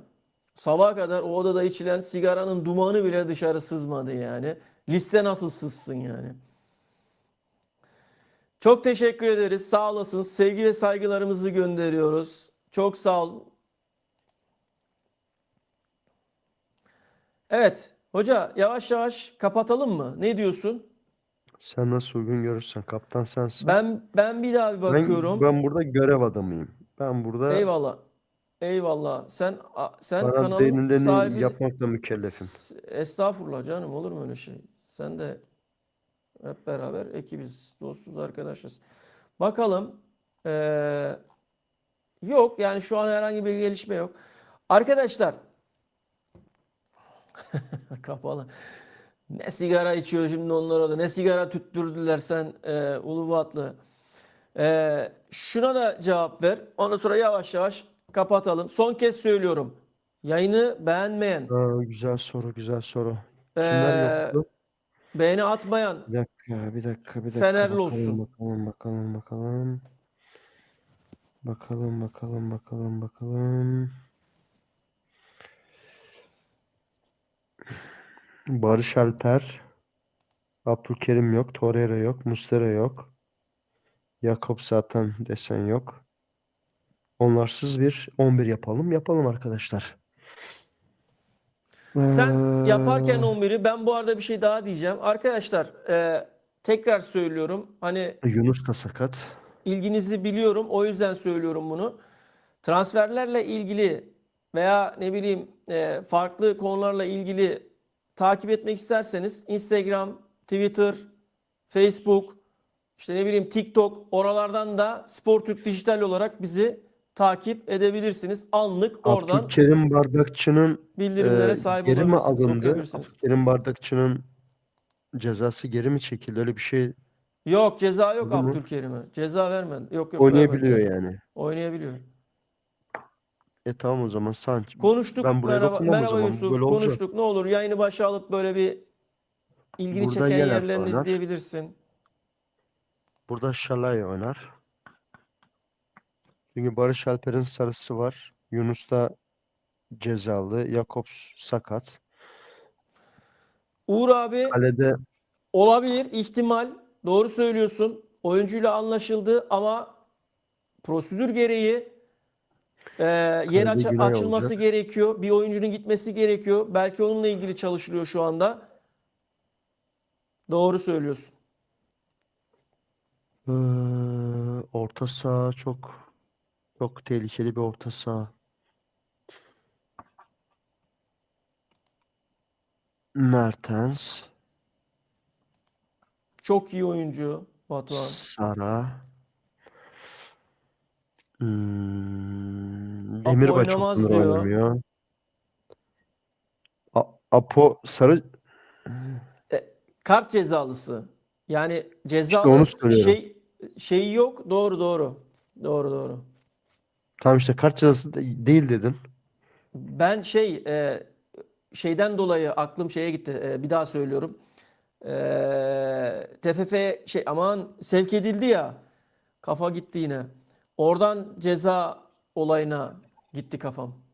Peki dayının durumu ne durumda? Çoktandır oynamıyor dayı. Dayının durumu Bir belirsiz. süredir yok. Belirsiz olduğu Belirsiz. için buraya da Kaan'ı yazacağım mecbur. Aynen aynen kart cezası doğru. Arkadaşlar Kusura böyle bakmayın arkadaşlar. çıkabiliriz. Bazen bizim de şeyimiz gidiyor ya. İdare edin. Ben böyle çıkacağımızı düşünüyorum. Yani eğer hoca ben şimdiden üçlüye başlayayım devam edeyim derse ben Cuesta'nın Berkan olayı görev var. Bak alacağını Murat da demiş düşünüyorum. ki Berkan oynayacak büyük bir Tamam ihtimalle işte demiş. oynayacak. Berkan oynayacak burada. Apo'nun yerine. Şallay'ı göreceğiz burada. Yelert'i göreceğiz. Arkadaşlar bazen oluyor Sara, ya idare edin. Kaan Ayhan. Kaan Ayhan Adımızı unutuyoruz bazen. kendini iyi hissederse Demirbay da oynayabilir. Demirbay ama çok birkaç haftadır yok ortalıkta. O yüzden yazmadım. Mertens yaşlı kurt her maç oynuyor. Zaten oynama garantisi var galiba. Bolu'daki kupa maçında bile Mertens oynuyor. Anlamış değilim. Ee, Osimhen Osimhen'le ilgili bir şey var mı? Osimhen'i Bolu'ya götürmemişti hoca. Osimhen'i niye götürmedi? Onu merak ediyorum. Osimhen'i Osman'la ilgili dinlendirmek bir şey isterse dinlendir ya yani Bolu'daki dinlendirir mi? mesele Bu maçta dinlendirmez artık herhalde. yok burada dinlendirmez. Burada hem şimdi Tamam o siz şimdi zaman bak şimdi hoca şöyle söyleyeyim. Şimdi playoff maçı öncesi bu Hı sistemi hı, deneyerek Adana maçı hı da hı. yani deneyebileceği bir maç olacak. Bu sistemi deneyecek. Yani kafasındaki ideal 11 ile çıkacak yani onu söyleyeyim sana. Bence de bir de buradaki bütün futbolcular, yazın futbolcular Avrupa listesinde Lemina de var sakat bunlar. sakat arkadaşlar. Şu an henüz şeyi de Ya değil yani. Lemina sakat olmasa bile ya yazamam Lemina'yı. Lemina 1,5 aydır oynamıyor arkadaşlar. Öyle bir şey değil. Futbol öyle bir şey değil. Evet. Lemina 2 haftadır idman yapmıyor idman. Önce bir düz koşu yapsın.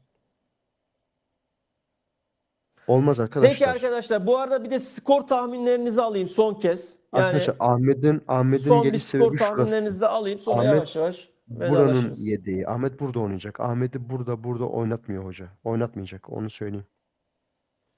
Aran transferde gitse iyi olurdu. Maalesef gitmedi. Lemina oynamaz. Hayır. Lemina oynamayacak. Ha belki yedekte olur. Hoca bakar yarın durumuna. Bugün de belki bakmıştır. 15 dakika 20 dakika oynatabilir ama riske eder mi bilmiyorum. O şey dedi, beraberlik dedi. Adana Demirspor'la da vallahi her şey olabilir. Adana Demirspor elinden geleni yapıyor. Adamlar genç çocuklar 3-0, oynuyorlar. 3-0 şu an önde gidiyor. Bakalım kim ne skor verecek bakalım. Her an her şey olabilir. Senin tahminin ne? Ben fark olur diyorum ya. Farka gider yani o maç. Fark olur. Ben fark olur diyemiyorum. Maç bizim Yani evimizde ama 3'lü rakamlardayım. 3-4'lü rakamlardayım. gol yer miyiz? Yok. 3-0 Sanmıyorum. mı? 4-0 mı? Ya üçlü dörtlülerdeyim yani. 3-4-0. Evet sıfırlı yani. Gol yemeyiz. Ben öyle düşünüyorum. 4-0 diyoruz. Barış diyor ki 4-0. 4 derken hoca 3 yap da garanti gitsin. 4'te de 4 fazla şey dedim. yapma yani. 4 dedim. Yani 4 3 dedim. de benim için tamam olur. 4 de olur yani. Öyle diyeyim ben sana. Anladım. Valla ben ne diyeyim ben? 2-1 Fener olsun 1-1 bizim olsun ya. kalır. Galatasaray 2-0 olur diyor. Var olur demiş. Peki arkadaşlar. Gösterdiğiniz ilgi için hepinize çok teşekkür ediyoruz. Sağ olun. Dediğim gibi son bir hatırlatma daha yapayım. Anlık bir gelişme olursa transferle ilgili sosyal medya hesaplarımızda paylaşacağım. Twitter, Instagram, Facebook, TikTok hepsinde Spor Türk Dijital olarak oradayız. Ee, Yayınımıza gösterdiğiniz ilgi için çok teşekkür ediyorum. Önümüzdeki yayınlarda, önümüzdeki günlerde Adnan Hocam, Mutlu Hocam'la beraber yayına katılacağız. Bu arada Adnan Hocam Alkmaar maçı basına açık antrenmanını izleyecek. Bununla ilgili canlı yayın yapacağız. Basın toplantısı olacak. Oralara girecek. Oralarda ortamı, havayı, yönetim, oyuncular, Okan Hoca falan hepsinin soluyacağız. Sizlere bilgi aktaracağız. Transfer heyecanımız 11'ine kadar devam ediyor. Bunlarla ilgili aktaracaklarımız olacak. İçeriklerimiz devam ediyor. Transfer sezonu bittikten sonra yine beraber olacağız sizlerle beraber. Bazen endişeleniyorum. Acaba transfer sezonu bittikten sonra sizler yine burada olacak mısınız? Olmayabilir misiniz diye de endişelenmiyor değilim. Acaba bu ilgi transfer haberleri için mi diye düşünüyorum bazen. Umarım önümüzdeki günlerde yine hep beraber birlikte olmaya devam edeceğiz. Kendinize çok iyi bakın. Beğeni atmayan, like atmayan Fenerli olsun. İyi akşamlar diliyorum. Seviliyorsunuz.